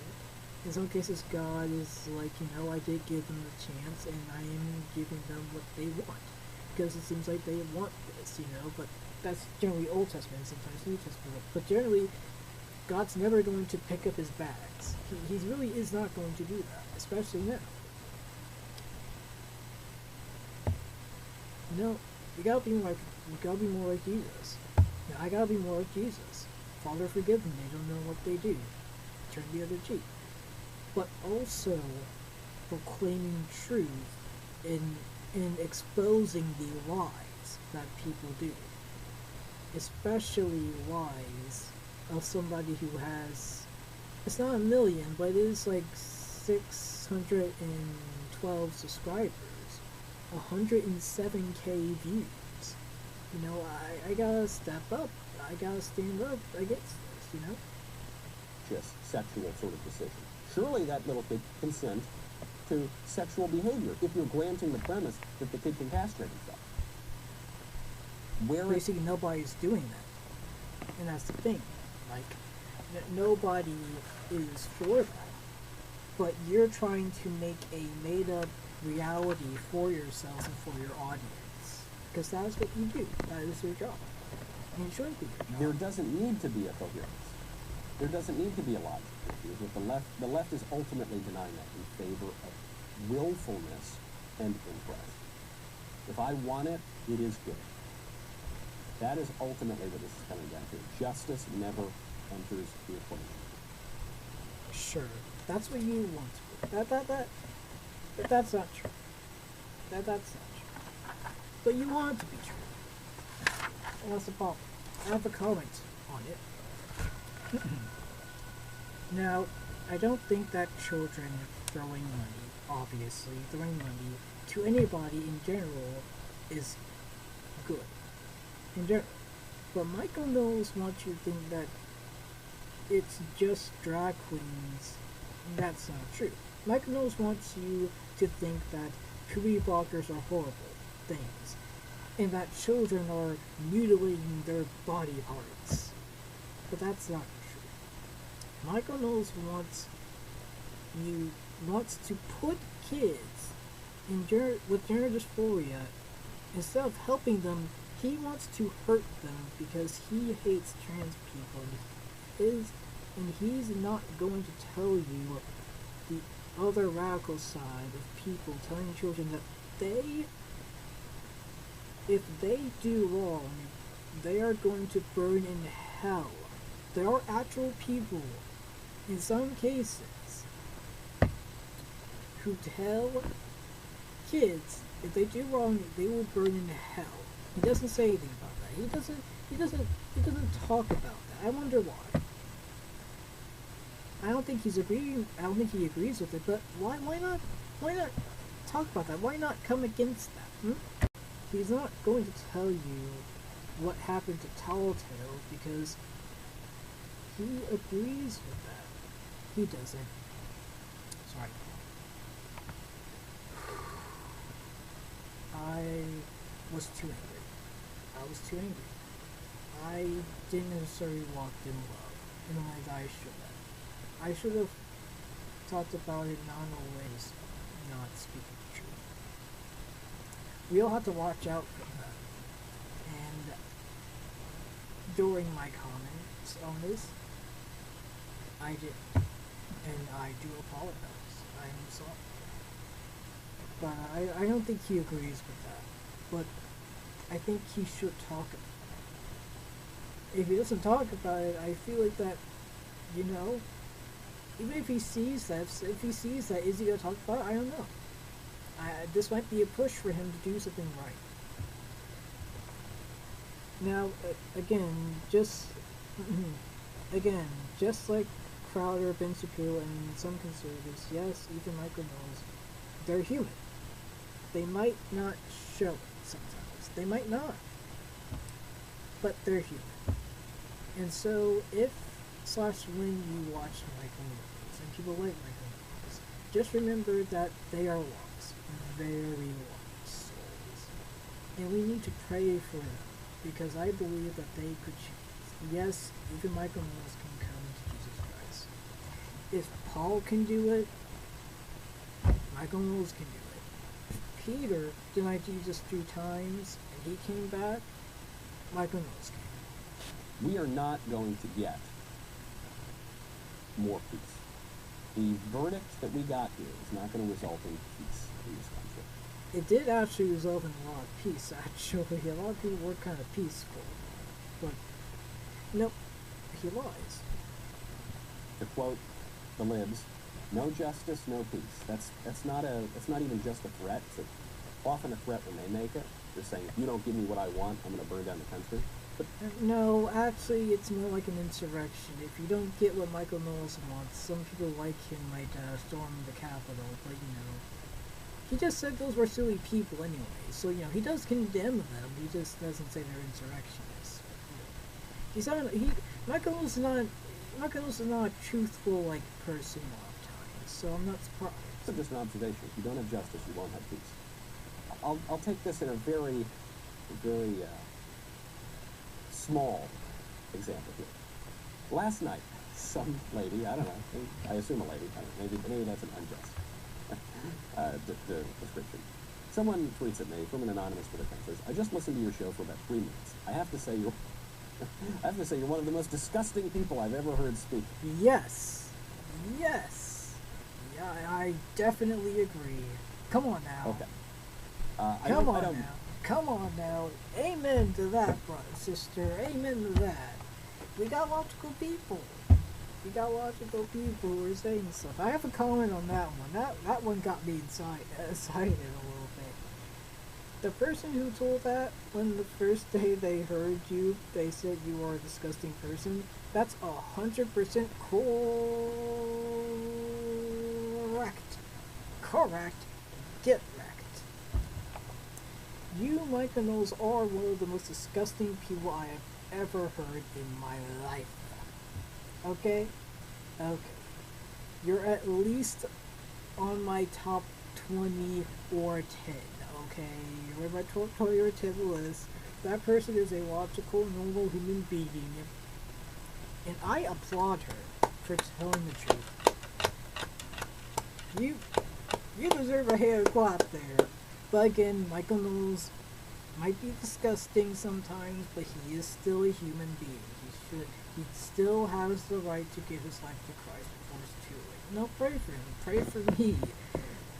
But I didn't enjoy people calling people disgusting. I don't want that. But like, I mean, if Michael Knowles ever said, like, am I disgusting? I'm like, well, you tell me. You know, I have an opinion. It might be, but you don't have to be. He doesn't have to be. Michael Knowles doesn't have to be this way. He can change. He should change. This is the first mean tweet I've ever gotten. You know, I get a lot of those. Everybody does. But I bring it up because I want to know what mania in. Oh, I like how he's walking in love here. I love how he's thinking about this. To speak this way to a perfect stranger. What maniac actually saw my disgusting stuff and says the truth? What a disgusting human being. Yes, she's the maniac. You're not the maniac who thinks everything's a religion. Yeah, she's the... Okay, sure, okay. Not saying Michael Knowles is a maniac. I'm just saying, like, really? Like... What mania impels you to do that? And I thought this tweet was just perfect, as I say. I listened to your show. I listened to you for 3 minutes. You're one of the most disgusting people I've ever heard. Yeah, that happened to me as well. I'm like, literally at 3 minutes in, I'm like, this guy's a fascist. Like, it's not that easy, Mike. Go watch your own stuff and actually think and, like, be like, maybe I am doing things that might not be as helpful as other people. Maybe I should change, you know, maybe you should, Right, I know very little about you. I know basically nothing about you, but I hate you. I mean, I'm not saying, you know, don't hate, but like, again, I'm not surprised that a normal human being comes to your show and like, you're kind of disgusting. Like, I'm like, yeah, it's a thing. I'm not saying it's good. I'm not saying it's good that, you know, walk in love, obviously, but like, also tell the truth. Michael Knowles is not a really good person a lot of times. Maybe outside of this show and podcast, but not during this show and podcast. Oof. It's like what this person is saying. There are two things that could impel someone to do that. Logic and truth. You know, and just, you got the right clip. You got the right clip. But for real, for me is one, they looked at a clip of you doing something disgusting, and two, they made the decision that, yeah, you are a disgusting person, and three, they should at least look at enough, and then make the conclusion that you are kind of disgusting. While also being like, you know, this person doesn't have to be disgusting. You know, this person can come to Christ. Whoever that person is, if they're a Christian or not. You should think that if you watch Michael Knowles, don't just think he's unredeemable, because he is. He can be redeemed. I think he can. One is just trolling, and people do that on Twitter. They just tweet. And I like how he handled the reaction, the hostile reaction, the maniac reaction. Good one, Mike. That's handling it, alright. That's handling it. To try to get a reaction out of you, because it's funny. It's funny. The other thing... They did. You called him a maniac. I think that's what they wanted. I mean, it shows how you're kind of... You can't handle criticism, it seems like. Like, if somebody says I'm disgusting, I'm going to be like, well, why am I disgusting? I'm not like, you're horrible maniac. I think they wanted that from me, and they got it. You know? I think they where you believe that really there is this embodiment of pure evil. There is an embodiment of pure evil. I thought you were a Catholic, Mike. I'm a Christian, so yeah, there is an embodiment of pure evil. That's Satan, and sometimes he uses people, even if they know it or not. I'm not saying Mike is working for the devil or that the devil's using him, but I bet the devil's using some of his rhetoric to divide people. Is that what Satan does? A straight white conservative man who's the most evil person in the world, and so therefore you've got to... Well, no, not the default game avatar, no. But maybe you are not. You do seem to do evil things, but evil person, I don't know all of your life. I only see you on screen, not off screen. But if you're like this off screen, then yeah, I wouldn't be surprised if somebody called you evil. I'm not saying that you are evil. I don't necessarily think that. Depends, but generally, I think you do. Sometimes you do evil things, but I don't necessarily think you're evil. But I think you do evil things. I don't think you're an evil person at heart. I do think you do some evil things. Silence him, ostracize him, censor him, There's or a difference. physically threaten him, as is often the case. That's not a threat. Again, good reaction, Mike. A threat. That's a good one. That's how you do it responsibly. You know, the straight white conservative man who's the most evil person in the world, and so therefore you've got to silence him, ostracize him, censor him, or physically threaten him. Oh, sorry, I didn't hear the whole thing. I'm sorry, my bad. As is often the case. If you're Maxine Waters, for instance, you physically, you encourage... Yes, that's what Maxine Waters said. I don't think she said that. I mean, if you're gonna do the Trump thing, I'm gonna defend Maxine Waters in the same logic. She didn't really say to hurt people, so you know. Okay. Either way, if it's ideology or if it's trolling, Or if it's, I mean, maybe good observing. I mean, if you got a clip from Michael Knowles that seemed to be disgusting, then, you know, I wouldn't necessarily just tweet, you know, at him, and you're like, you're the most disgusting person, you know. I would look into more of Michael Knowles, but, then make to the conclusion that, yeah, you do some disgusting things, you should come to Christ, you know. That's why I would maybe tweet at him, but I don't have Twitter, I wouldn't necessarily just do that. You know, I'm like, God, should I do this? God would most likely say no, because you're not walking in love. And he's got it right, yeah. even more so if it's trolling. Yeah, he's right, yeah. With caution, Sorry, people, don't do it. when we think about justice, you are imperiling your soul. But you reap what you sow. What you sow, you shall reap. If you think innocent people are disgusting human beings who should be in prison, you're going to reap people saying that you're disgusting. So you're actually, I won't say you're getting what's coming to you, but you do reap what you sow. So, I mean, if you sow hatred, you're gonna reap hatred. If I'm getting that right. If you're gonna do hatred to innocent people, people are gonna do hatred to you. It's not necessarily like karma, but you know, it's, you know, again, you do reap what you sow. You know, whoever you sow this, if you sow a seed of doing something disgusting, of saying people are disgusting, you're going to reap the benefit of disgustingness. You know what I mean? You know, somebody's going to say something bad about you. You're going to say something bad about other people who you shouldn't say anything bad about. Somebody's going to say something bad about you. And that's also judgment. And sometimes justice. That is kind of fair. So, I mean, if we're going to, I mean, you know. I like how what he's about to say here. Again, just very responsible person, saying the right Actually, thing. even more so if it's trolling. Just a word of caution to people when we think about justice. You are imperiling your soul if you do this.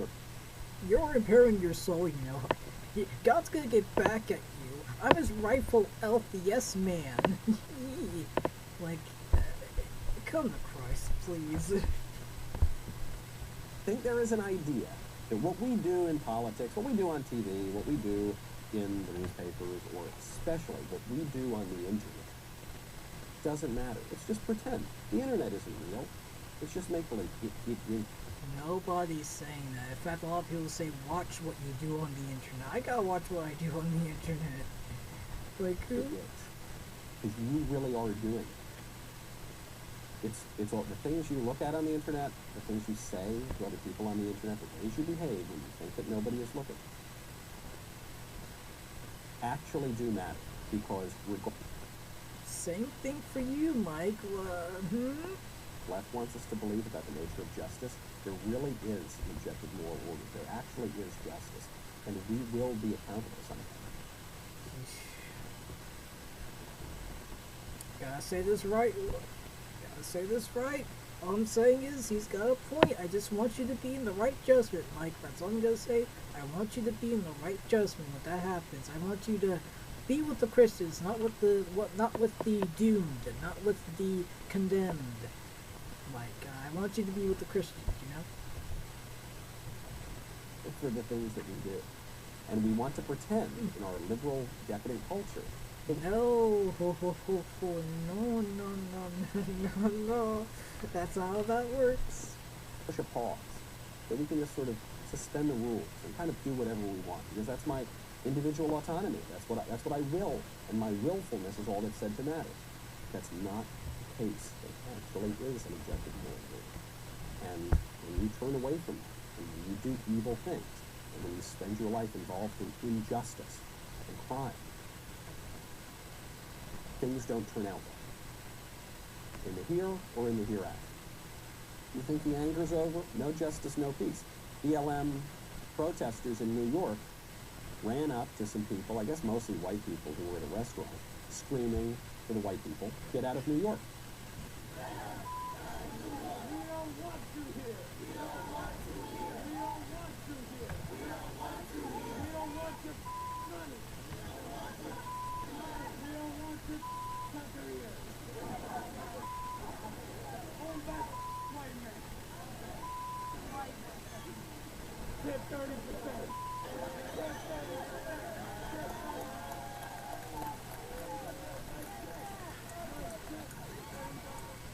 So this guy seems a little bit...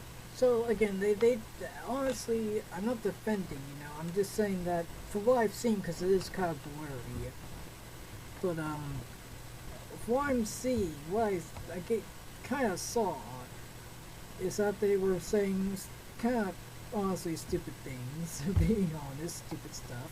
I'm not saying this is BLM, I don't know if it's BLM, I don't know if they said this is an official BLM protest. I don't know what happened or what caused that, you know, because I think about things. I don't think people do this randomly. I think there's a source, there's a problem and a solution. Like I'm, you know, a reasonable person, you know, says why did this happen, you know. It seemed like they were just yelling, and you know, people were like, what's going on, you know. And nothing. It didn't look like anybody was hitting anybody or anybody. Seemed like, you know, it looked like maybe they were leaving, and that's why they were cheering, you know. I'm just doing something that's called thinking. Going from A to B. Thinking from A to B, you know. From here to here, you know, from the top to the end, from the starting point to the ending point. Why does this happen? What's going on, you know? And Mike doesn't do that. It's that he tends to do black people bad. No, I'm just kidding, But let's see what he says about this. Confused, doesn't he? Because he's saying there are a lot of problems with what he's saying. The first is, you white man, you white devils, we don't want your taquerias. I say, well, hold on a second. Last I checked, taquerias they're usually not associated with, like, England, right? You know, they're kind of they're different. Oh my gosh, remember, he's an Anglo-Saxon person now. Primo's a fascist, you know, he loves England. Not the royal family, but he loves England. Yeah, try to wrap that one around, you know. Isn't that more of a Latino kind of thing? Or Latinos white? I didn't think that. I thought they were people of color, but I guess for the purposes of this guy screaming at people dining in the street. I think he meant the Mexican or Latino. Latina? I'm actually trying to say it right. Not no disrespect, but Latina, Latina food from a Latina like food, I guess, restaurant that might be by a white person. Maybe that's what he's saying. Like he doesn't like the restaurant because whatever, you know. But anyways, and they're white people.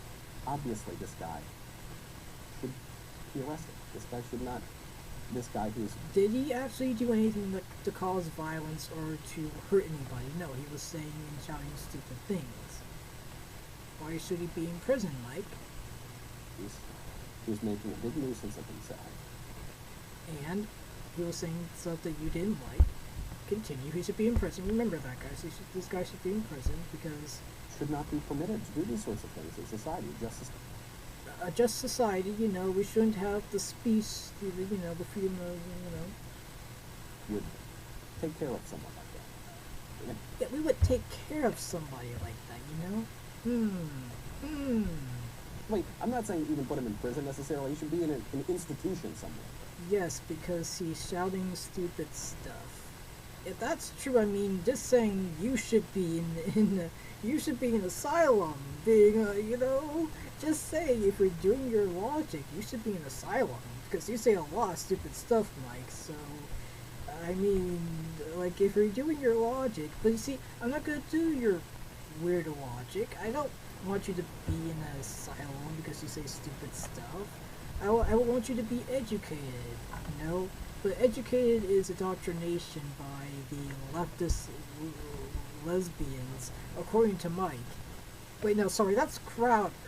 Mike is not with the lesbians. Mike hates the gays and the trans people, and I think the women and lesbians. So it's them and the left. Yeah, sorry.